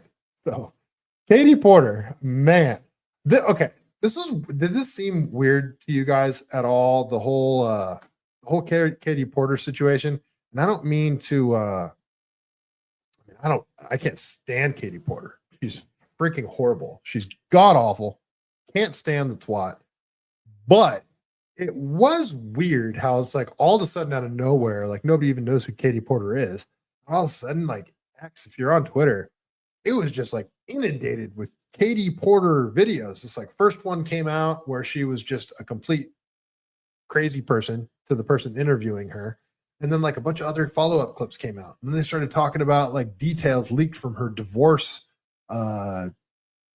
court thing, like the evidence that was released during her divorce. And it was just weird. It seemed kind of inorganic to me. Like there was someone trying to smear Katy Porter, which isn't hard because she's an awful human being, but it was rather weird. But I'll just play this clip because I mean, this really is, I say all the time that Gavin Newsom is horrible. I hate him. But the 5, 10, 15, 20 people that are in line directly behind him to take his job or are in positions of power, like Rob Bonta, Attorney General, Scott Wiener, who for some reason is always the author of all of the most insane bills that seem to have perverted things towards kids. Scott Wiener always seems to be somewhere in that bill, like the Nancy Skinner out of San Francisco that made it legal for non-U.S. citizens to become police officers, seemingly putting a loophole in there for illegal immigrants to become police officers. All the worst people in California government, they're actually worse than Gavin Newsom. They're actually more like hardline, super progressive, leftist true believers. Gavin Newsom's not even a true believer. He's going to swing whichever way the wind blows. I mean, you see him trying to rebrand himself as it is right now. But Katy Porter, Rob Bonta, Nancy Skinner, John Laird, freaking all these people that Scott Wiener that are like behind Gavin Newsom, they are worse. They're way worse. And that's why if we continue down this road, things are going to get way worse because the people behind Gavin are worse. They're psychopaths. They're absolute psychopaths. And this is like a demonstration of it. This video of Katy Porter, they don't want to hear anybody question their line of thinking. They don't want to have anybody question their policies. Even like the tiniest of questions, like, do you think that's really the best approach towards this? Shut up. Don't say a word. I don't want to hear from you. That's who these people are. They surround themselves with yes men and yes women who will not contradict them, that they wrap themselves in this insulated bubble where they think that they're always right when their ideas are horrible. Like that's how we're getting to where we are. So anyway, let's watch this video from Katy Porter as it was going viral. And yeah, you'll see why. Change the screen here because I'm going to take a quick break. You guys can watch my dog roll around on the ground and watch this video at the same time. So let's watch Katy Porter talk to a reporter. Talk to a reporter. Yeah, didn't mean to do that. Okay, I'll be right back. What do you say to the 40% of California voters who you'll need in order to win, who voted for Trump? How would I need them in order to win, man? Well, unless you think you're going to get 60% of the vote. You think you'll get 60%? Everybody who did not vote for Trump will vote for you. That's what you're in a general election? Yes. If it is me versus a Republican, I think that I will win the people who did not vote for Trump. What if it's you versus another Democrat? I don't intend that to be the case. So how do you not intend that to be the case? Are you going to ask them not to run? No, I'm saying I'm going to build the support. I have the support already in terms of name recognition. And so I'm going to do the very best I can to make sure that we get through this primary in a really strong position. But let me be clear with you. I represented Orange County. I represented a purple area. I have stood on my own 2 feet and won Republican votes before. That's not something every candidate in this race can say. If you're from a deep blue area, if you're from LA or you're from Oakland, you don't have an experience. You just said you don't need those Trump voters. So you asked me if I needed them to win. So you don't I feel like this is unnecessarily argumentative. What is your question? The question is the same thing I asked everybody, that this is being called the empowering voters to stop Trump's power grab. Every other candidate has answered this question. This is not argumentative. And I said I support it. So, and the question is, what do you say to the 40% of voters who voted for Trump? Oh, I'm happy to say that. It's the do you need them to win part that I don't understand. I'm happy to answer the question as you have it written, and I'll answer it. And we've also asked the other candidates, do you think you need any of those 40% of California voters to win? And you're saying, no, you don't. No, I'm saying I'm going to try to win every vote I can. And what I'm saying to you is that. Well, to those voters. Okay, so you. I don't want to keep doing this. I'm going to call it. Thank you. You're not going to do the interview with us? Nope, not like this. I'm not. Not with 7 follow-ups to every single question you ask. Like that right there. Really? Like, so look at like Donald Trump and JD Vance, whether you agree with them or not. They will go on multiple hour podcasts and have conversations. I mean, shit, even Gavin Newsom went on with Charlie Kirk. Like, he's at least trying to do it. That's why I'm saying that she's worse than Gavin Newsom. Gavin Newsom's even trying to, like, he went on with Charlie Kirk. He went on with Steve Bannon. He went on with Sean Ryan. Granted, none of them really went. Charlie Kirk went the hardest, in my opinion. Steve Bannon didn't even go that hard. But Charlie Kirk at least got him to admit that, like, men competing against women is not fair. It's so weird that I'm even saying that out loud. It's like, yeah, men competing against women isn't fair. And, like, having to point that out, that's like the times we live in is so insane. But he can't handle this super softball interview. Hey, do you think you're going to need some Trump supporters to support you to win? I don't need them. Like, this isn't hard. Like, how hard is it to be somewhat political there? Well, you know what? I want to do my best to represent all of my constituency. It doesn't matter to me who you voted for. I still represent you. Like that right there. Like, I'm not even a politician. I guess technically I am. But what the fuck? Really? Like, you suck that bag? I mean, Portly Porter over here is, how can you have what is the word I'm looking for? There's like no, she can't read the room. She has no intuition on how to field these types of questions. Every other candidate has. I don't care. I don't care. I want to have a pleasant, positive conversation in which you ask me about every issue on this list. I want to have a pleasant conversation. I'm going to run for governor. Like, that's what you want. Like, I want my interactions to be pleasant. I'm going to get into politics. Okay. And if every question you're going to make up a follow-up question, then we're never going to get there. And we're just going to circle around. I am an I've never investigative had to do this before, ever. You've never had to have a conversation with To end in a reporter? row. Okay, but every other candidate has done this. What part of I'm me? I'm running for governor because I'm a leader. So I am going to make. So you're not going to answer questions from reporters? Okay, why don't we go through? I will continue to ask follow-up questions because that's my job as a journalist, but I will go through and ask these, and if you don't want to answer, you don't want to answer. If I'm like a hiring manager and I've got other like middle management under me, and I see this is how they're treating their team members, like people that are giving suggestions on how a job site should be done, like in terms or how a job should be done on a job site, and they're giving suggestions, and then the boss says they want to do it a certain way, and they say, hey, do you think it might be better to do it this way? They don't do it in a confrontational way. They just ask, like, hey, I think this might be a better approach, and they flip out. And they're like, oh, why?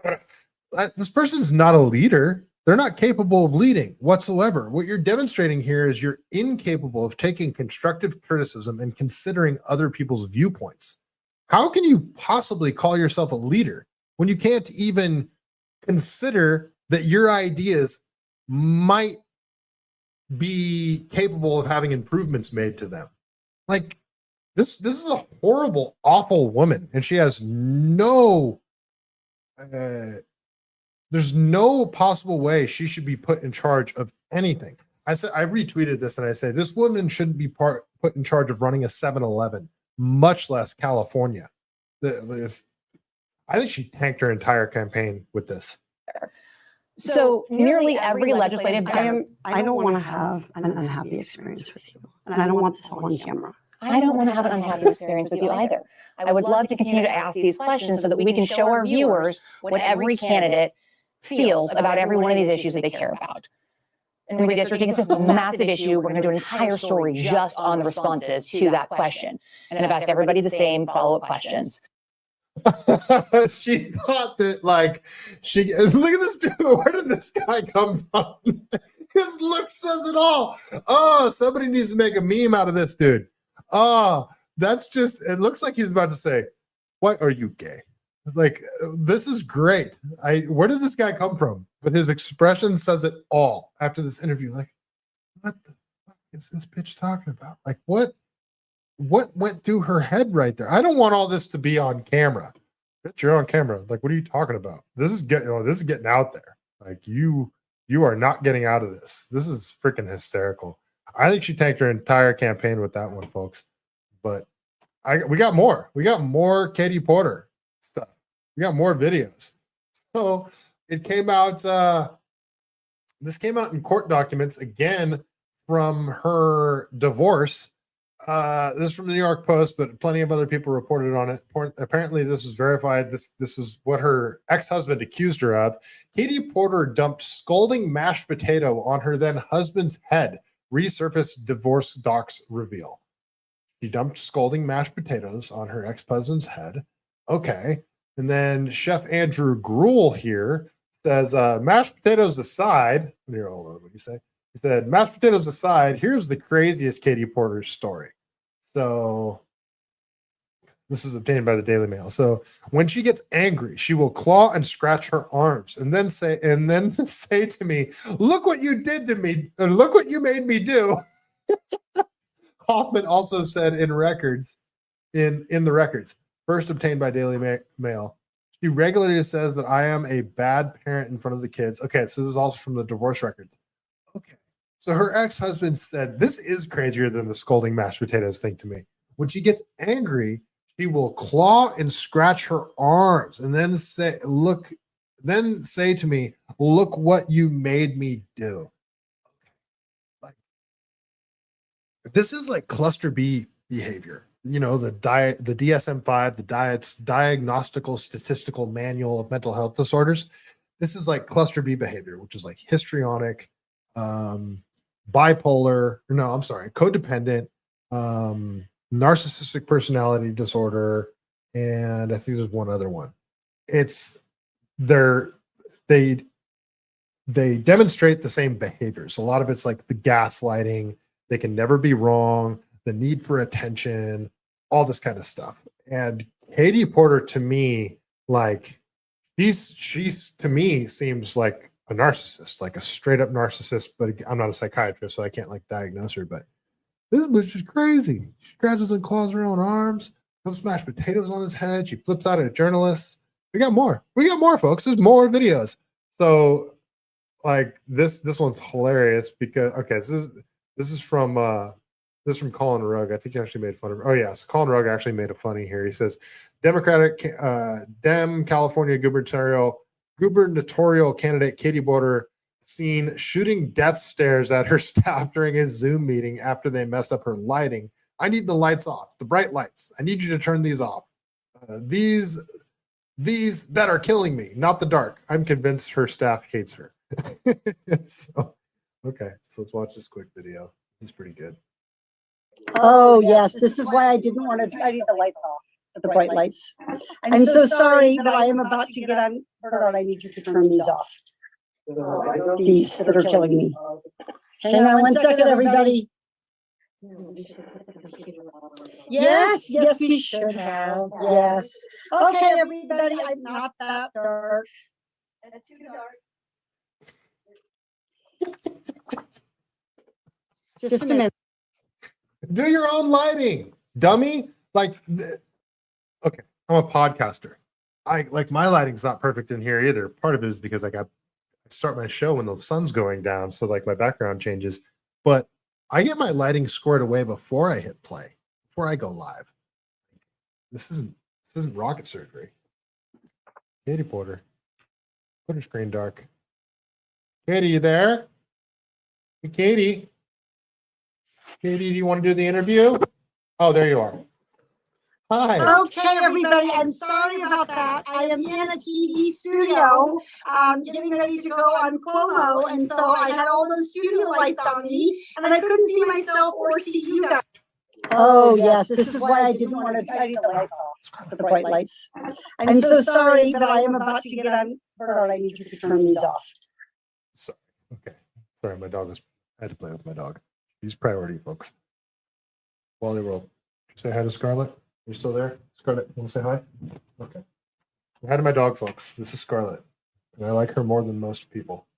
Wally World, this is just for you. Okay. Let's see. Citizen first. She's a quitter who thinks she doesn't have to answer to anyone. Damn straight. What political relatives does she have? It seems all California corrupt politicians have multiple political relatives. Ask Grok. Ask Grok what political connections does Katy Porter have? What political family ties does Katy Porter have? Probably some. I wouldn't doubt it. All right, there's more. There's more, folks. But wait, there's more. So this is from Paul A. Sapula, California gubernatorial candidate Katy Porter disgustingly says pedophilia is a gender identity and sexual orientation and not necessarily a crime. This is who Democrats want to save the state that Gavin Newsom has ruined. Okay. I'm not going to defend Katy Porter here, but I feel like this is a bit taken out of context. I don't think she's actually defending pedophiles here. I think what she's saying is they're talking about like drag queen story hour and that kind of thing, and then all the drag queens get called pedophiles, that kind of thing. Which, I mean, there's an argument to be made there. Which what she's saying is that not all trans people are pedos, but the way she words it here, it sounds like she's saying that pedophilia is a gender identity, when that's not what she was talking about. She was talking about trans people, where there's an argument to be made that men, biological men that want to dress up as women and be around children actually are highly suspicious, but that's not the point. Anyway, you guys decide. You guys decide, was she misunderstood here? What was she actually trying to say? Was she defending pedos here? You tell me. The allegation of groomer and pedophile is alleging that a person is criminal somehow and engaging in criminal acts merely because of their identity, their sexual orientation, their gender identity. So I think they left out some context ahead of this. I think they should have played like the minute or two leading up to this video, because I'm pretty sure they were probably talking about like drag queen story hour. If they weren't, then she is straight up defending like pedos, and that's just obviously not acceptable. But I hate it when the left takes clips out of context and does this to the right. So I think it's just fair to point that out when the right does it to the left. Even though I hate Katy Porter. I don't hate her. I hate Gavin Newsom. I can't stand Katy Porter. This is clearly prohibited under Twitter's content, yet you found hundreds of these posts on the platform. The allegation of group. Okay, I think I got another one. I think I got, yeah, I do. I have two more. God, they're never ending. Yeah, Katy Porter is like a powerhouse of horrible clips. Let's keep going here. This is from Autism Capital. This person is full of bitterness and rage. Look at how she treats people, and this is on camera as well. Imagine off camera. She wants to control and dominate. Extremely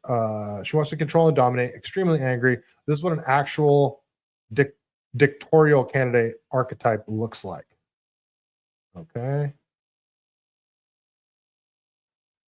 He's got multiple clips. I might have to. Oh man, he's got a few of them. Okay. All right. Let's play this clip. Another Katy Porter clip. You ready for stat number 2? Oh wait. I am. All right. Same interview. $632. 632, which is how much you save in fuel and maintenance costs when you replace your traditional car with an EV, with an electric vehicle. So I lease a Chevy Bolt. It is the best car that I have ever owned. I just plug it into the garage, 3-hole prong plug, and I never have to go to the gas station. That's awesome. And $632. So, I mean, aside from Katy Porter being a horrible person, these are the types of softball interviews these Democrats get. Because couldn't the question be asked here, like, hey, the governor claims that you save $632 in gas when you buy an electric vehicle.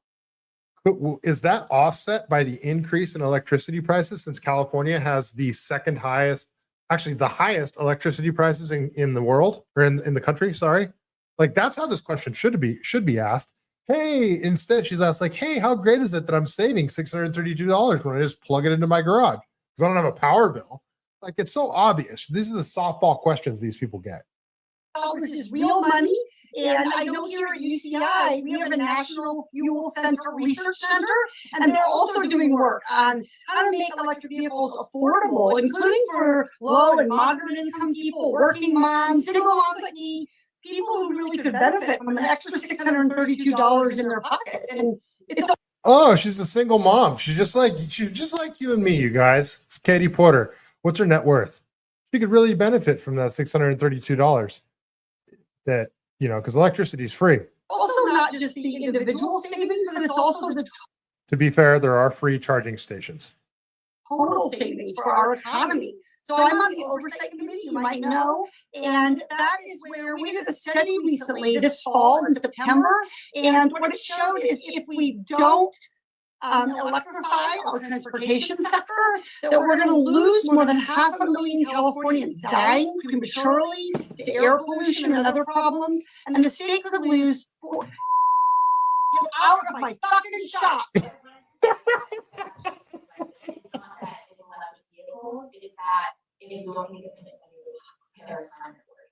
Okay, it does. Okay, you also were in my shop before that.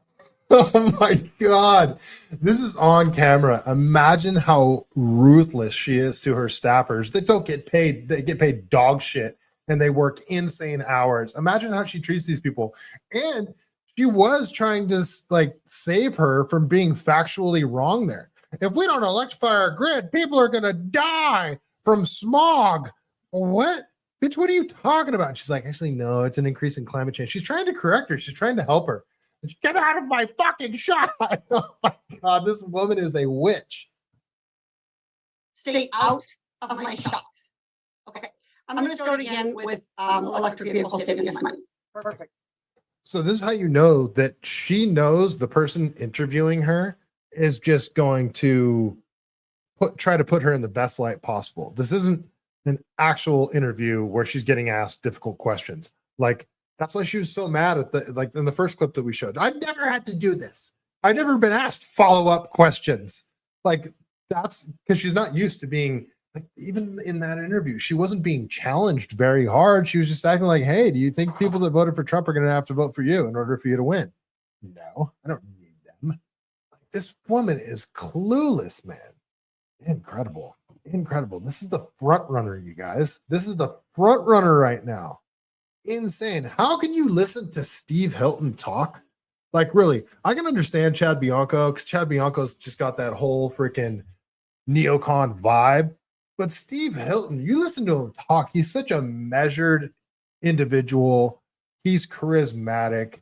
He doesn't seem fake and phony. He's got that nice British accent. He just seems like a good dude. Steve Hilton, he just seems like a nice dude, a good dude that actually loves California, really loves California, like a salt of the earth type person. Yeah, he's very wealthy. But I mean, there's an event that I was supposed to go to and I was going to actually get to talk to him and I had to miss it because I rolled my freaking ankle at a race right beforehand. Not the point. But he's just nice. He's just like a nice dude. And he actually genuinely seems like he wants to fix California. That's the impression I get from him anyway. How can you listen to Katy Porter and then listen to Steve Hilton and be like, yep, Katy Porter's my woman. That's who I'm going for. Okay. There's more. There's more, you guys. Again, from Colin Rugg. Leading California Democrat gubernatorial candidate Katy Porter once argued that inflation and abortion reinforce each other because people can abort babies so they have fewer mouths to feed. Just abortion's good. If they kill kids, the parents have less mouths to feed. That's incredible. O'Donnell, is this with Rosie O'Donnell? This is MSNBC. O'Donnell, how do inflation and abortion compete? Porter, they actually reinforce each other. People need to be able to be in charge of how many mouths they're going to have to feed. Even if that's what you're thinking, even if that's the ultimate point that that makes sense in your mind, how could you vocalize that and actually say that in those words? You could rephrase it in a way it's a lot of people aren't in a financial position to have a child, and they might have to make the really difficult decision of not having to bring a child into this world where she's might have to go hungry. Isn't that a better way of putting it? I mean, I don't agree with it at all. There's always ways to freaking figure it out, but okay, let's listen to this clip. This woman is incredible. President Biden has said that inflation is the number one priority for the Biden White House to try to get under control right now. as you're out there in California talking to constituents during this re-election year for Congress, how does inflation compare to this newly important, in the sense of the Supreme Court decision pending, abortion issue? How do those two issues compare? Well, I don't think they compare. I think they actually reinforce each other. So the fact that things like inflation can happen and it can become more expensive to feed your kids and to fuel your car is exactly why people need to be able to be in charge of how many mouths they're going to have to feed. So I think the fact that we're seeing this jump in expenses, that we're seeing people having to pay more in the grocery store, pay more at the pump, pay more for housing, is a reason that people are saying, I need to be able to make my own decisions about when and if to start a family. So I don't think we're going to see them. I don't think it's about comparing them or contrasting them. I think they reinforce for people just how big of a responsibility it is to take care of a family. Yeah, that's really what she said. She's a lunatic. She's an absolute lunatic. Yeah, people like, I have no words. What a freaking lunatic.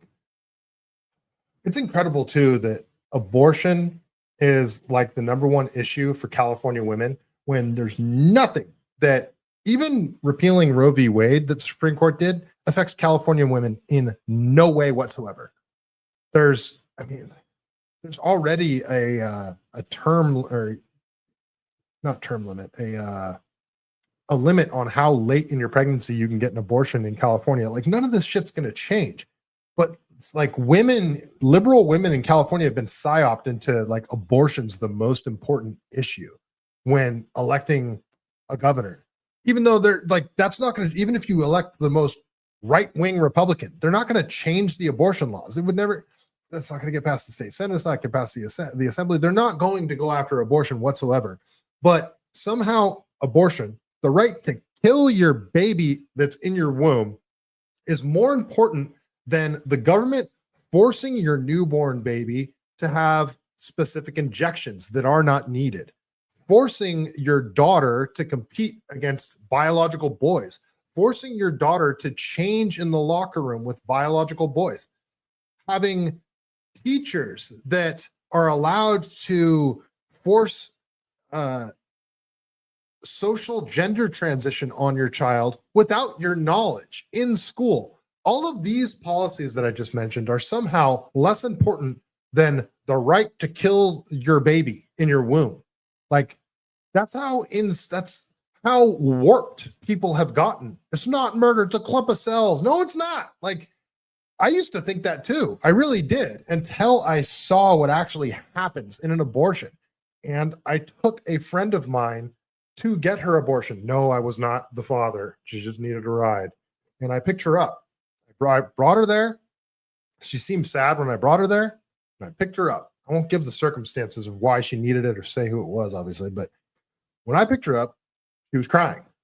She wasn't just crying. She was distraught.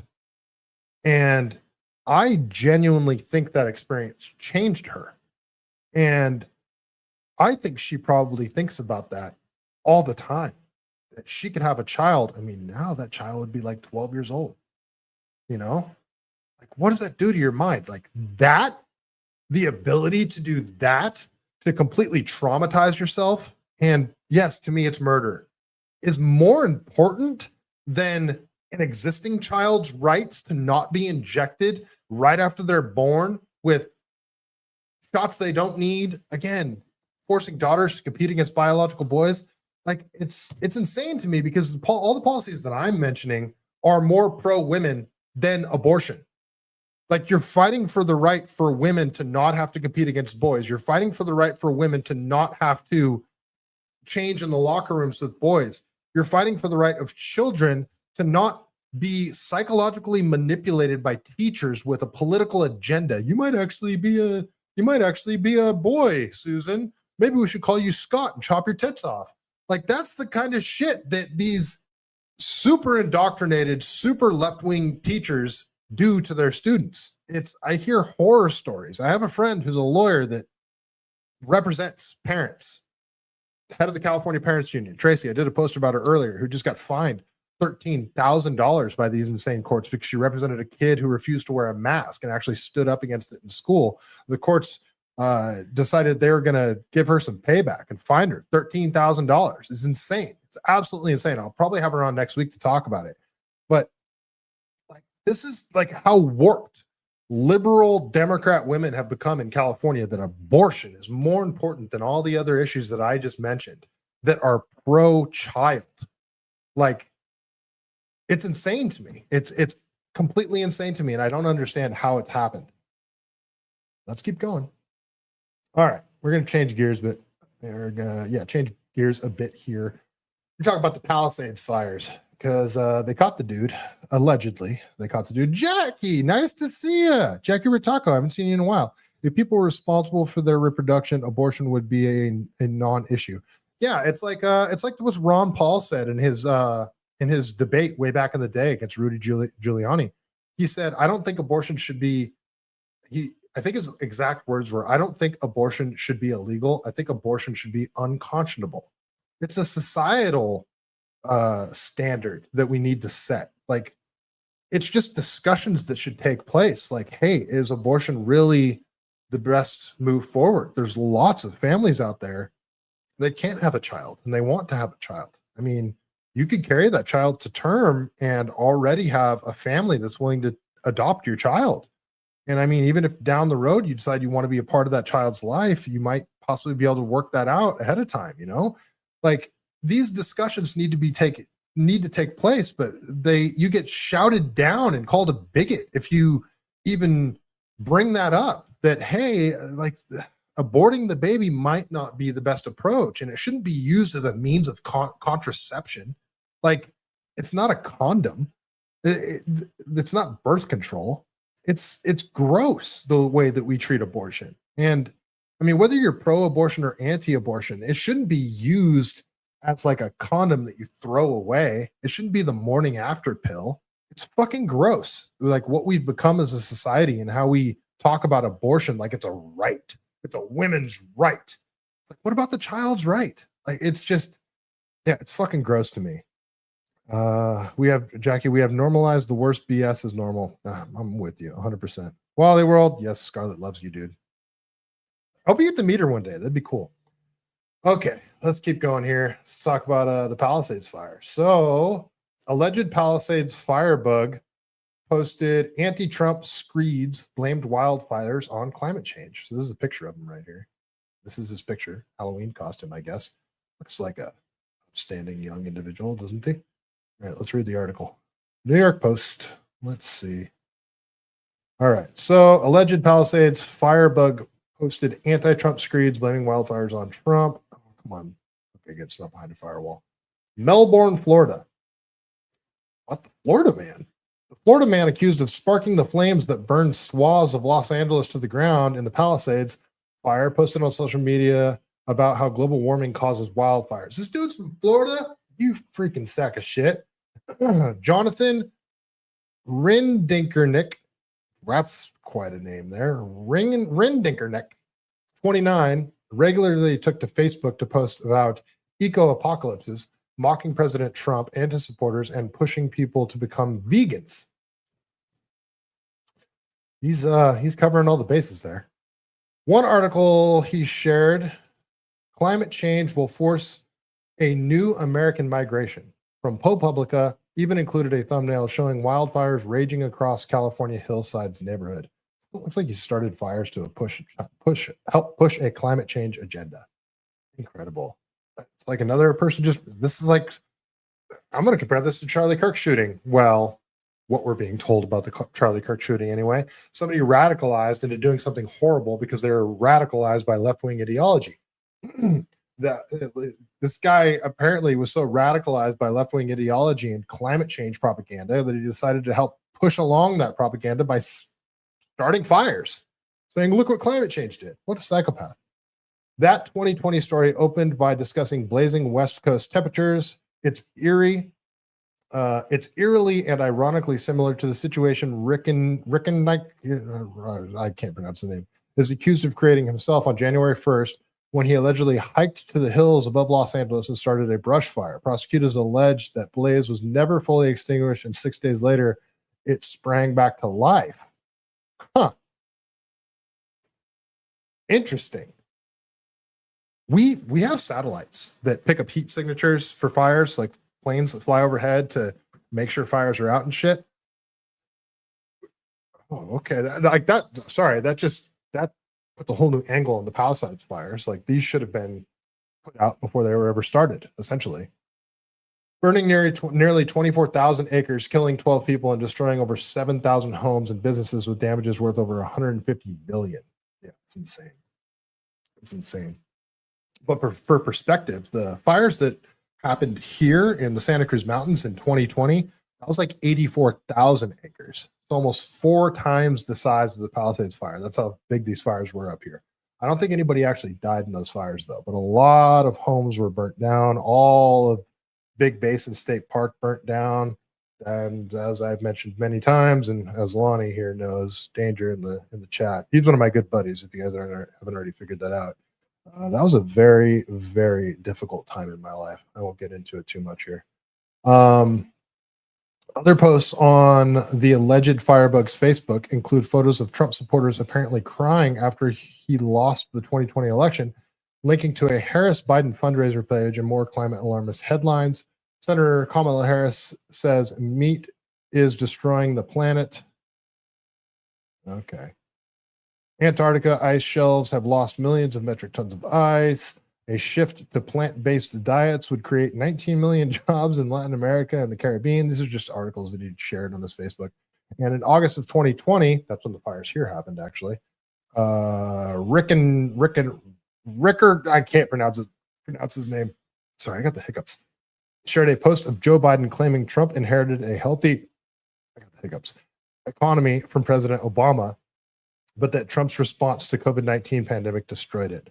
Right. Obama that gave the big banks a bailout after the housing crash in 2009. Right. Great economy. Great economic decisions by Biden. There was one of the few photos of himself on the page where he appeared wild-eyed and mouth open with his face painted like a skull and covered in blood. Other online activity included creating disturbing AI-generated images showing cities burning with masses of people fleeing the destruction, according to prosecutors. Mr. Ricken, whatever, was living in Los Angeles when he allegedly started the fire and moved back to his family home in Florida soon after. He allegedly filmed the blaze he first set, reported it to authorities, and then returned to the site to watch firefighters battle it, according to prosecutors. Okay. I feel like they should have caught this guy a lot sooner. Okay. And I also feel like the fires. Okay. So the guy starts the fires, reports it. They put the fires out, and then 6 days later, it turns into an inferno while Karen Bass goes to Mali or wherever where'd she go? Some country in Africa I don't know what she was doing, but how was this fire allowed to turn into what it became? Like, that's my question after, like, okay, whatever about this guy, a radical leftist, but how the hell did this fire that was started 6 days before it became a raging inferno that caused billions of dollars worth of damage and killed 12 people, how was it not completely put out? And how were they not monitoring it if they already put the fire out? That's my question. What the hell happened? Okay, let's keep going here, continuing with the Palisades stuff. Let's see. No taxes after 40. Is that Pete Grabber? That is. What up, Pete Grabber? How you doing? Inquiring mind, we had a family member who used it as a form of birth control. I can't imagine. Yeah, I'll leave that there. Holy shit, the LA, this is from Man-Made Cinema, hotshot_movie over on X. Holy shit, the LAFD Palisades report, incoming engines didn't get comms, plans, nor assignments. Some resources were sent home. Fixed wing weren't ordered on the IA. What is the IA? I don't know what the IA stands for. Firefighters spent time foil wrapping art and other items inside people's homes. What?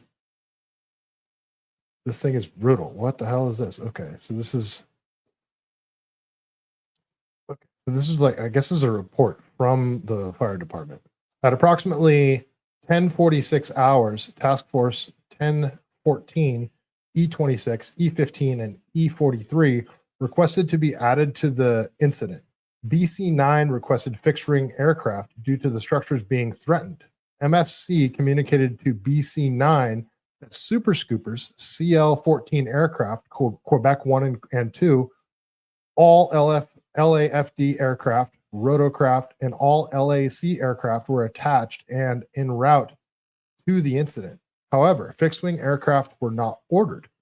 HLCO gave an additional size up to the MFC on the 800 megahertz administrative channel after multiple attempts to raise the incident commander, IC, on the VHF command channel, describing the fire as stated, 2 acres, 100% in alignment with the wind, starting on a ridge top, pushing towards the Palisades.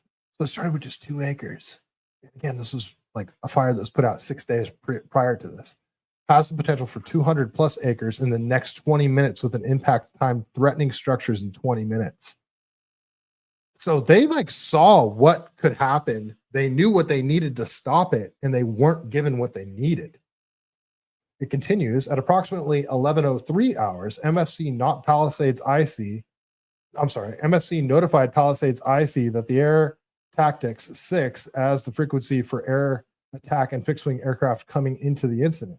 At approximately 11:08 hours, the IC assigned 180C to Division Alpha. The strike team leader was responding with a trainee.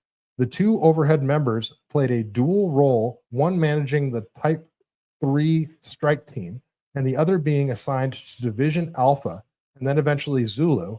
LAC Camp Crew 8-2, 8-3, and 8-4 with SUP-8 were assigned to Division Alpha to anchor the fire.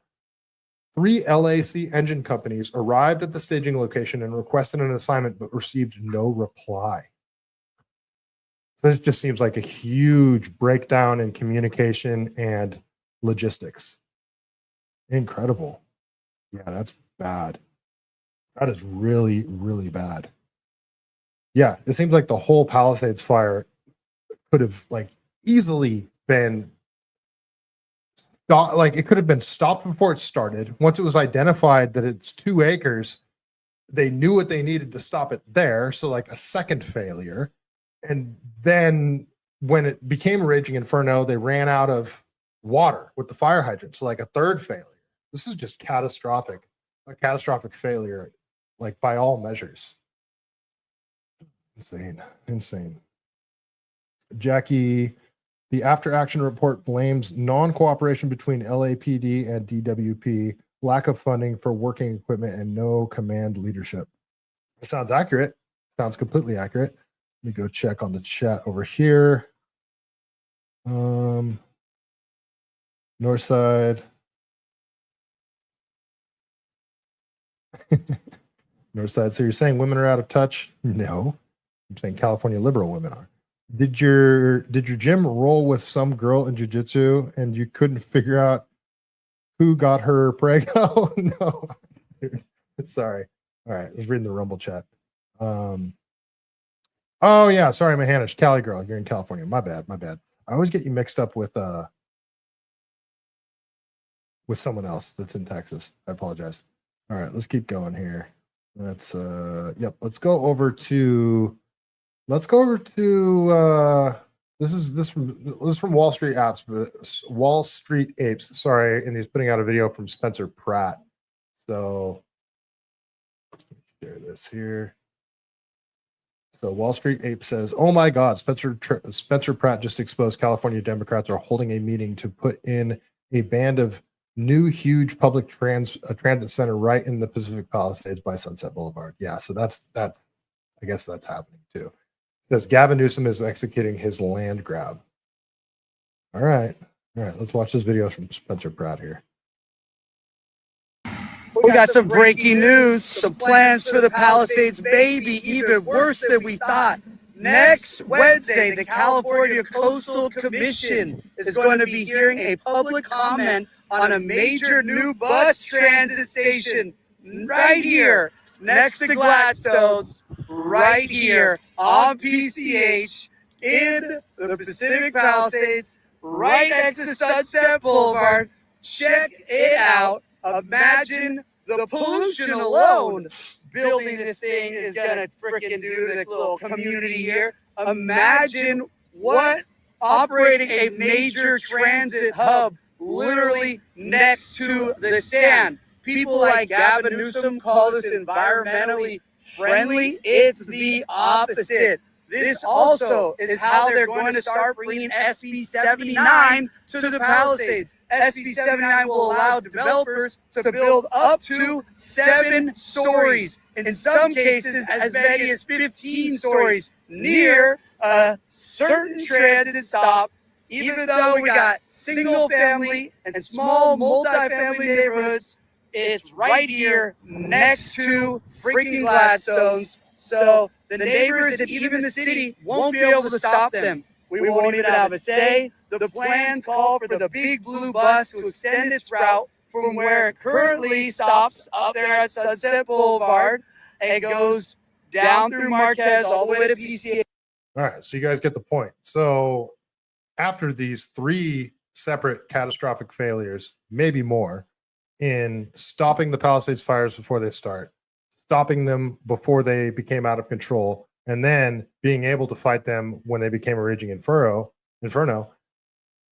they let all these homes burn down, and now they're going to put in a giant transit center, and they plan to put in a bunch of high-rise buildings next to these single-family residences.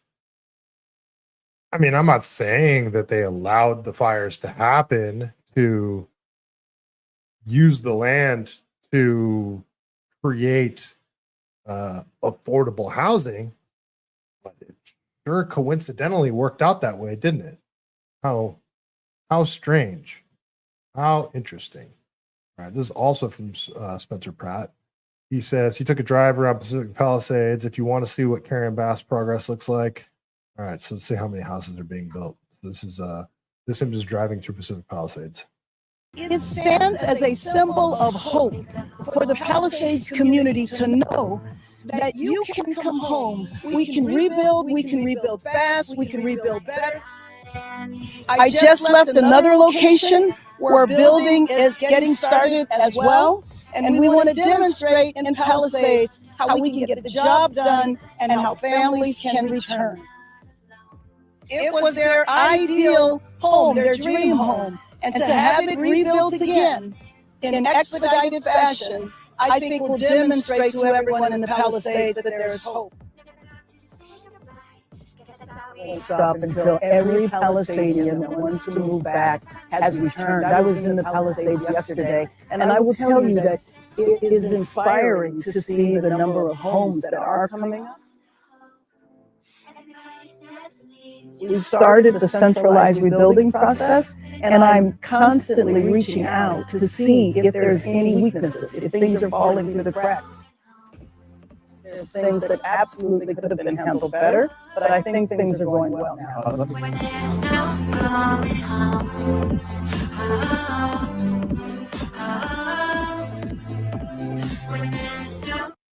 right, I'm going to pause that because I don't want the video to get this. I don't want the music in this video to get it flagged and taken down.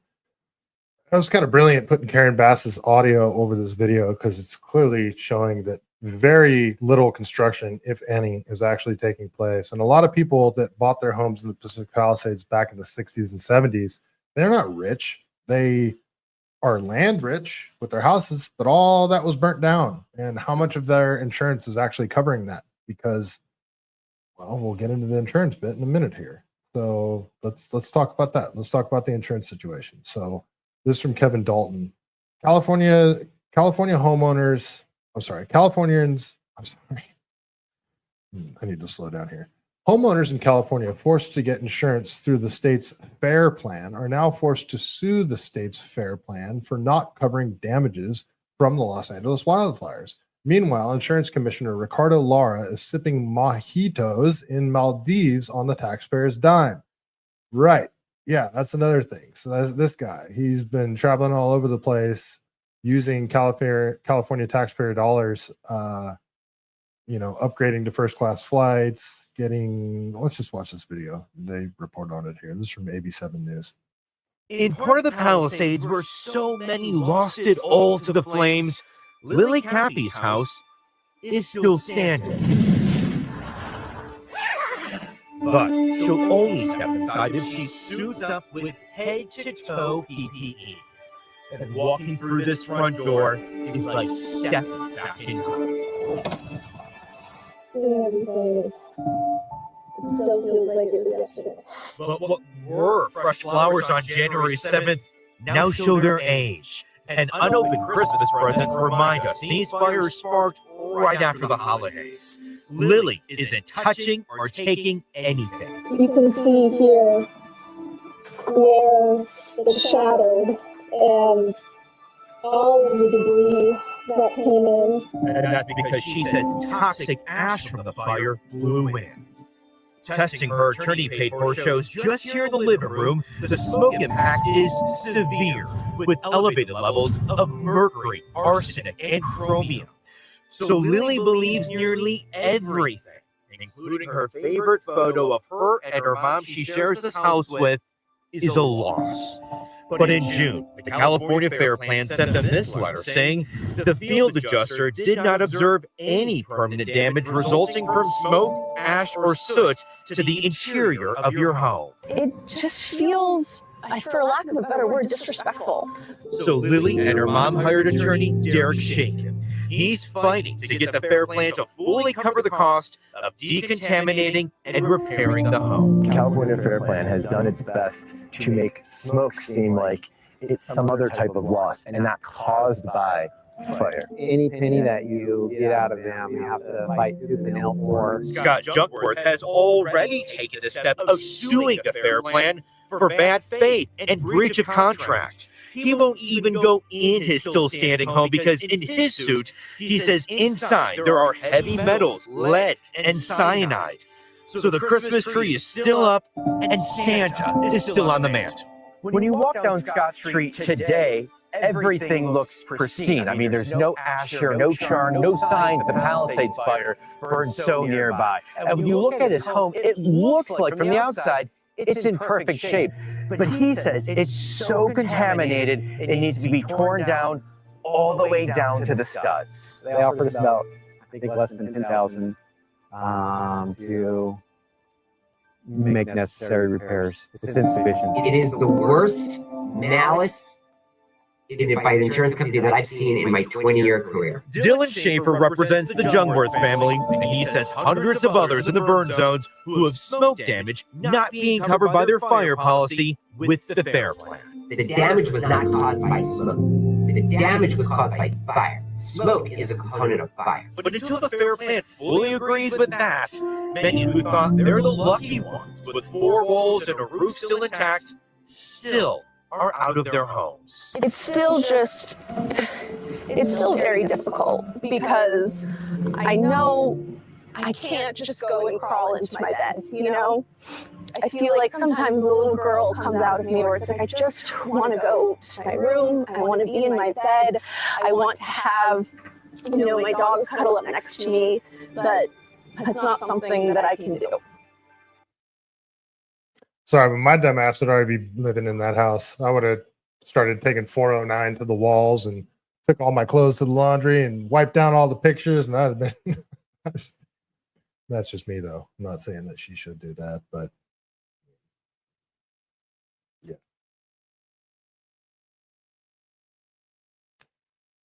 I'm not saying that they're being. I don't want to judge here. I feel like they could be living in their homes, but I'm not a fire expert. I'm not a contamination expert either, so I don't want to judge there. All right, let's keep going here. I might skip this story because this is about PG&E, and I'm already running way over time on this one. So, okay, this is something I do want to talk about, though. So this is from Dr. David Ameti. Awesome guy to follow. over on X if you don't already, especially if you're a Californian, especially if you're a Southern Californian. He's always doing good reporting here on X. So he says, oh my God, Gavin Newsom just had the audacity to veto a Democrat-passed bill that would have given a pay raise to the heroic workers of the California Department of Forestry and Fire Prevention. Okay, so let's see what this letter from the office of the governor has to say. And this is dated October 3rd, 2025. So, to the members of the California State Assembly, I am returning Assembly Bill 1309 without my signature. This bill would require the Department of Forestry and Fire Protection to pay firefighters with 15% of the average salary for corresponding ranks in certain local fire departments. This measure would also require an annual survey of the salaries and benefits for the fire chiefs in 5 specified fire departments. While I appreciate the author's intent, this bill would create significant cost pressures for the state and circumvent the collective bargaining process. Hey, that $2 million that you just put towards the Prop 50, could you have taken those funds and put them towards giving firefighters raises? Could you have put them towards the Palisades fires? What happened to all that money that was raised for the Palisades fires? You guys can't afford to give the firefighters raises? That's what you're saying, that it would put too much of a burden on the state's budget? That's what you're saying? You can't find the money for this, but you could find $30 million for the Prop 50 shit? Are you kidding me right now? While I appreciate the author's intent, this bill would create significant cost pressures for the state and circumvent the collective bargaining process. Oh, no, it needs to be done through the unions. You guys can't negotiate your own wages. You guys can't do that on your own. It has to be done through the union. That's what he's saying there. State employee salaries, along with other components of compensation, such as health and pension benefits, should be determined through collective bargaining. Yeah, you got to use the union to do it. Incredible. Those unions that contribute greatly to his campaign, and guaranteed they would negotiate a lower salary for their firefighters because Gavin would ask them to. Establishing a statutory salary for employees of a single department undermines this process to the detriment of both the state and other bargaining units. Not to the firefighters, not to the detriment of the firefighters who you depend on, who you left hanging high and dry during the fires. It would be a detriment to the state and other bargaining units, other unions is what he's saying there. So what he's saying is that this would be too much of a financial burden on the state and the unions to give firefighters the wage raise that they so much deserve. Incredible. This is the leadership we have in California here. This is how much they care about firefighters. Like, this is the kind of shit that voters don't know about. They don't pay attention to that. Like, this is how they really feel about the most important people in California when it comes to keeping everyone safe and protecting our personal property. This is how they treat them. They don't give a shit about them. They're not only going to not give them the equipment and materials to do their job properly, they're not going to give them raises when prices are skyrocketing in California. It's like, all the government employees in California, firefighters deserve the raises the most. If you know anything about California, you know that fires are probably the most biggest threat to Californians, especially us Californians that live in mountainous or hilly areas. We love our firefighters out here. You go anywhere, especially in the mountainous areas, the hilly areas, and a firefighter drives by, you see everybody waving at them. Firefighters are loved out here. And yeah, this is disgusting. It's fucking gross, man. That pisses me off. I have nothing but the utmost respect for firefighters. I mean, they kind of have like a thankless job, and they put themselves in danger, in incredible danger. And yeah, it just pisses me off. Eric Abonante, what's up, man? Good stuff. Right on. CHP, Pete Grabber. CHP doesn't go through this process Gavin mentioned. Oh, that's a good point. CHP gets anything they fucking want from Gavin. Isn't that weird? It's very strange. The CHP is like the one department that seems to get whatever they want all the time. Boss Tina, wait for the H-1B firefighters. Oh shit. Yeah. Hey, you ain't lying. You ain't lying. When we went through the fires here in 2020 in the Santa Cruz Mountains, we had firefighters coming in from Australia, all over the country. We had firefighters from New York here. It was a really impressive scene. I mean, you know who doesn't get enough credit is the volunteer fire departments up here in the mountains. These guys, they don't get paid anything, and they work themselves to the bone. When you see shit hit the fan, and you see these guys out there like jumping on the front lines with they don't have water and a fire hose. They got rakes and shovels, and they're literally cutting fire lines by hand. These guys are absolute badasses. These guys, and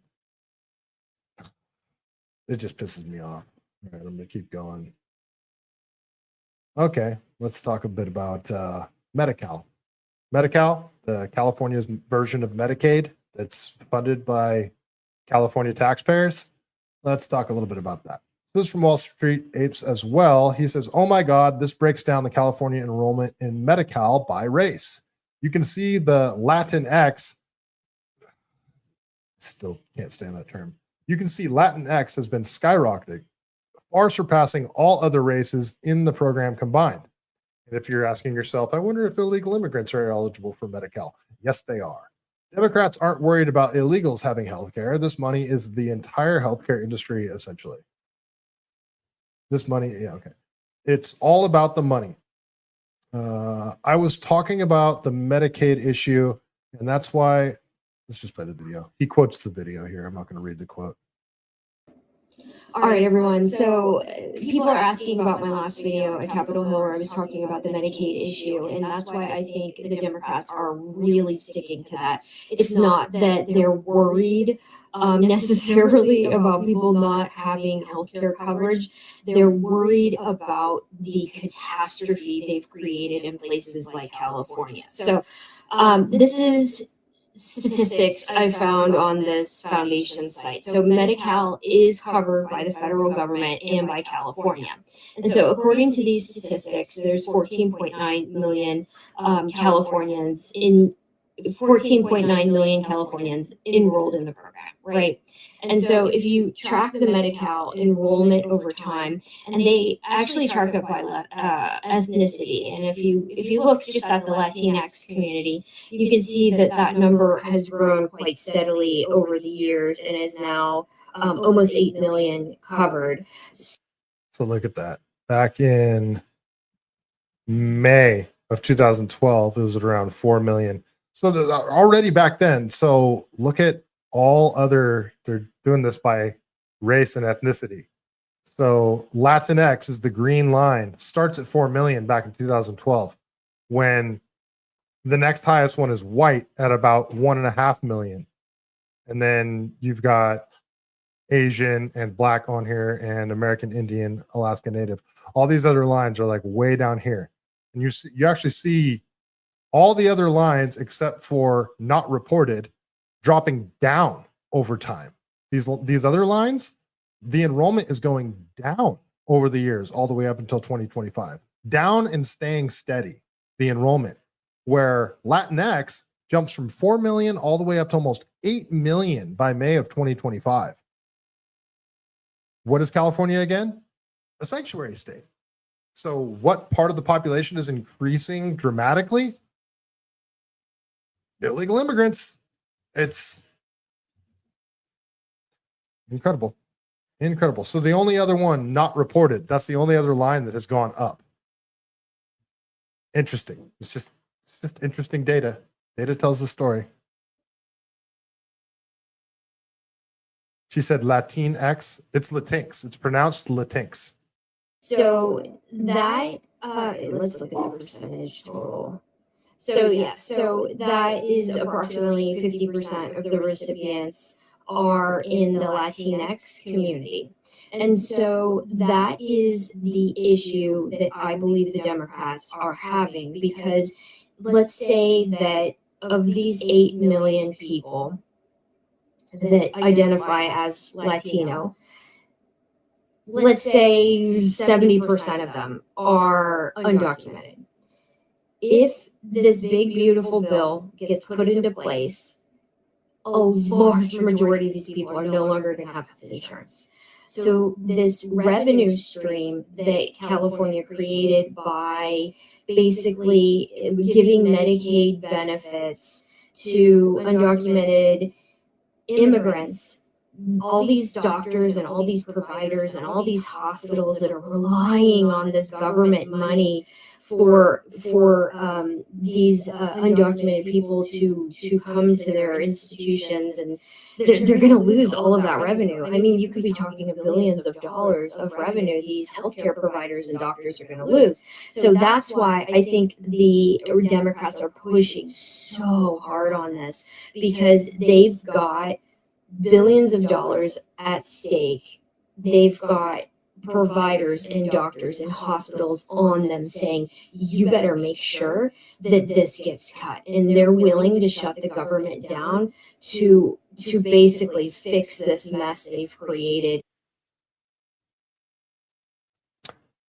Eric, you said when I play audio, there's feedback because of my speaker. I don't understand how that's possible. The audio is only coming through my headphones. Huh, that's weird. I can't right now. So Eric is in the chat here. He wants to join the show. I'm ending pretty soon here, buddy. Let's do a freaking episode during the week next week. I don't care if it's like late at night. We'll just do a stream and talk shit. I'm gonna keep going here. Yeah, Eric, I'm only trying to go for like another 15-20 minutes. There's like all these other stories I want to cover. Okay, yeah, I do want to cover this. So this is also from Kevin Dalton, and this is California Insurance Commissioner Ricardo Lara has spent hundreds of thousands of taxpayer dollars on nearly 50 trips around the world that had little or nothing to do with California insurance and or commissioning. One trip to New York City for Pride Fest included a 5-star hotel costing taxpayers more than $11,600. The 4-day trip listed no insurance-related meetings on his calendar, but a VIP rooftop event with DJ Kitty Glitter made the cut. Private security was hired to escort him to various events on this trip, costing taxpayers more than $9,400. It's like, this is the shit that is insane to me. So I work for a private company, and we have corporate credit cards. I'm in tech, but I'm in like the hardware side of tech. So we do installations, and we often have to run to Home Depot and get stuff because for whatever reason it wasn't provided. So we have corporate cards. We got to go to Home Depot, purchase a bunch of stuff, and immediately we take a picture of the receipt and add it to our expense report. Well, one guy got fired because he added like a Red Bull or a candy bar or something to his purchase. And I guess it happened more than once, but I mean, we're talking like less than $10 here that he added. And he says he did it on accident. I don't know. I'm not going to get into that. But point is, he got fired. And this was less than $10. This guy, in just this trip alone, $11,600 and $9,400, 20 grand. 20 grand, and he can't even tie any reasons for his job that he was at this Pride event in the first place. It's incredible. Like, this is how governments run. All of these people, if this was a private company, would have been fired and prosecuted, but they just get away with it in government. Like, this is how the California government's run. This is how all governments are run. It's fraud and waste city. It's incredible how they get away with this stuff. All right, let's keep going. Tell me if my audio sucks when I play this, if there's like feedback. Maybe it was just the video that I played. Let me know, Eric. Eric, you work? I work too, man. Do it Wednesday. Peep Grabber says let's do it on Wednesday, Eric. Come on, let's do it on Wednesday. You can freaking do it. Don't be lame. Since assuming office in 2019, Lada made at least 46 trips across the country and all over the world. But as we found out, a significant chunk of the records are missing, and the state has been unable to provide them, including work-related trips where he is pictured or listed as a speaker in Singapore, Cape. Last week I was in Southern California and I had to fill up my rental car with gas. And I drove off without getting the receipt like an idiot. And I've been stressing over this for like a week. And I've been telling my boss, like, hey, I realized that when I got like 20 miles away, which in LA traffic is like an hour. So I was like, what am I going to do? Am I going to call the gas station, try to get a print out of the receipt? So I'm asking them, and this is like an actual expense for the gas in my rental car. And I'm all stressed out about it. This guy's taking trips all over the country and he doesn't even have documentation for where the money went. Incredible. Down South Africa, Dublin, Costa Rica, Chile, Egypt, Tokyo, Glasgow, and Dubai, plus a handful of trips to these states. With that said, the trip receipts we do have are not cheap. For context, records show Illinois' insurance commissioner spent $680 for the entire year of 2022. Why is it echoing? That doesn't make sense. I'm not hearing an echo on my side. Shit, man. All right, hold on. Now I got to go into my audio settings and see what's up. Damn, I wish somebody would have told me that earlier. Damn, that means this whole stream sucked. Sound. Yeah, it's only going into... My audio is only going into my Rodecaster. It's not coming out of the monitor or out of my computer speakers. I don't know why that's happening. Probably a latency issue. Man, that sucks. Well, thanks for verifying, you guys. All right, I apologize about the echo. Meanwhile, during the first 6 months of Lada's term, his cross-country and international trips cost taxpayers more than $33,000. This includes an all-expenses-paid week-long trip at a luxury 5-star hotel in Bogota, Colombia, for an LGBTI political leaders conference, and another flight and 5-star hotel stay in New York City for Pride Fest, where his schedule listed a VIP rooftop event with DJ Kitty Glitter. We should note the 4-day trip did not list any insurance-related meetings on his schedule. There's an obscure setting in the advanced called mix minus. Oh, yeah, you're right. I know that one. Damn it. Since assuming office. All right, you know what? Now I'm going to freaking... Let's see. Sorry, guys. I'm going to do this live. I want to see if it actually works.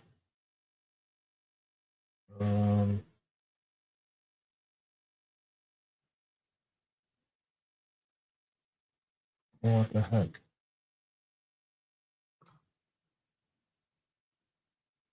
Oh, let's routing.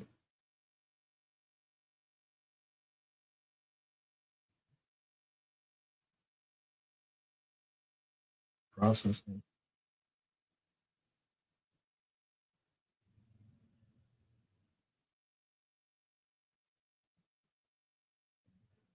All right, I probably shouldn't do this while I'm live, but it's only when I play a video. Well, that sucks. Damn it. Yeah, I don't know what the mix minus setting is. Yeah, you're right, Eric. I have, maybe you can go to advanced within your channel and turn on USB mix minus. I'm going to try and get through the rest of this without messing with it. I apologize, you guys. I don't think I have a lot of videos left to play anyways. So actually, you know what? I'm probably just going to cut it right after this one. I have freaking... Yeah, that was another story I wanted to talk about too, but you know what? I'm already way over. I'm already 2.5 hours. So I'll probably just talk about this last thing and we'll get out of here. So this is just this from Right Angle News Network. Breaking: a massive disturbing revelation It has been revealed that Democrat states such as New York and California are issuing CDLs to illegals as no name given, with Republican states like Oklahoma stating they have already apprehended over 125 illegals with such IDs. There's a whole bunch of them here. Look at this. Let me go smaller screen. You guys see this? All these guys.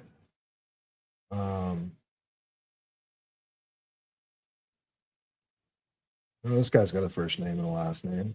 This one out of New York, no name given. California, no name given. And this guy, another one, California, no. Yeah, a whole bunch of them out of New York and California with no name given. What the hell? Like, how can you even do that? You know what's funny is these California ones. So you see where this bear is? You guys can see my cursor and the bear in the top right hand corner, the bear with the star on his butt. That's a real ID. Like that's like a real ID where you have to show birth certificate and shit. Like I don't have one. I almost want to hold up my ID, but I don't want to show you guys my address. My ID, it says federal limits apply on my ID because I don't have a real ID. So that's kind of interesting too. So what's that about? Oh, okay. So like you see in this top right hand corner, this guy, this one says federal limits apply. That is not a real ID. These ones are real IDs with the California with the bear with the star on its butt. That's how you differentiate between the two. So like this one also says federal limits apply. What the hell? So these other ones with no name given, they must have provided a birth certificate, but the post says these are illegal immigrants. So I don't know. I don't know what the story is here, but kind of interesting. All right, there was some other stories that I want to get into, but now I'm pissed that all my videos apparently had an echo. So I don't know. Maybe I'll hit you up in a minute here, Eric, and you can help me figure it out. So, all right, folks, I think that's all I got for tonight. Thank you so much for hanging out and tuning in. Eric, Danger, Jackie, Boss Tina, Pete Grabber, Lonnie. Who else we got here? Inquiring Mind, Wally World, Citizen First. Let's see. I think I got everybody here. Oh, Warhorse Tactical, Melissa. There's quite a few of you in the chat tonight. I appreciate it. Symbolic T, all you guys. Appreciate you for being here over on Rumble. We got Mahanish and Northside. So thank you guys for hanging out over on Rumble. You guys are awesome. All right, Eric, I'll send you a link in a minute here. All right, guys, that's all I got for tonight. But before we get out of here, you know how we do it. We got to tell a joke from the greatest book ever written, The Truth About Chuck Norris. What do we have tonight? Let's see. You know the rules. I just open to a joke and I read it. Sometimes it's good, sometimes it's not. So here it is. Joke of the evening. Chuck Norris has no concept of time. If you go to his house, you won't find a single clock. When you are asked to leave because it's getting late, he stares at you blankly until you sit back down. I don't get it. All right. On that note, stay CaliBased, folks.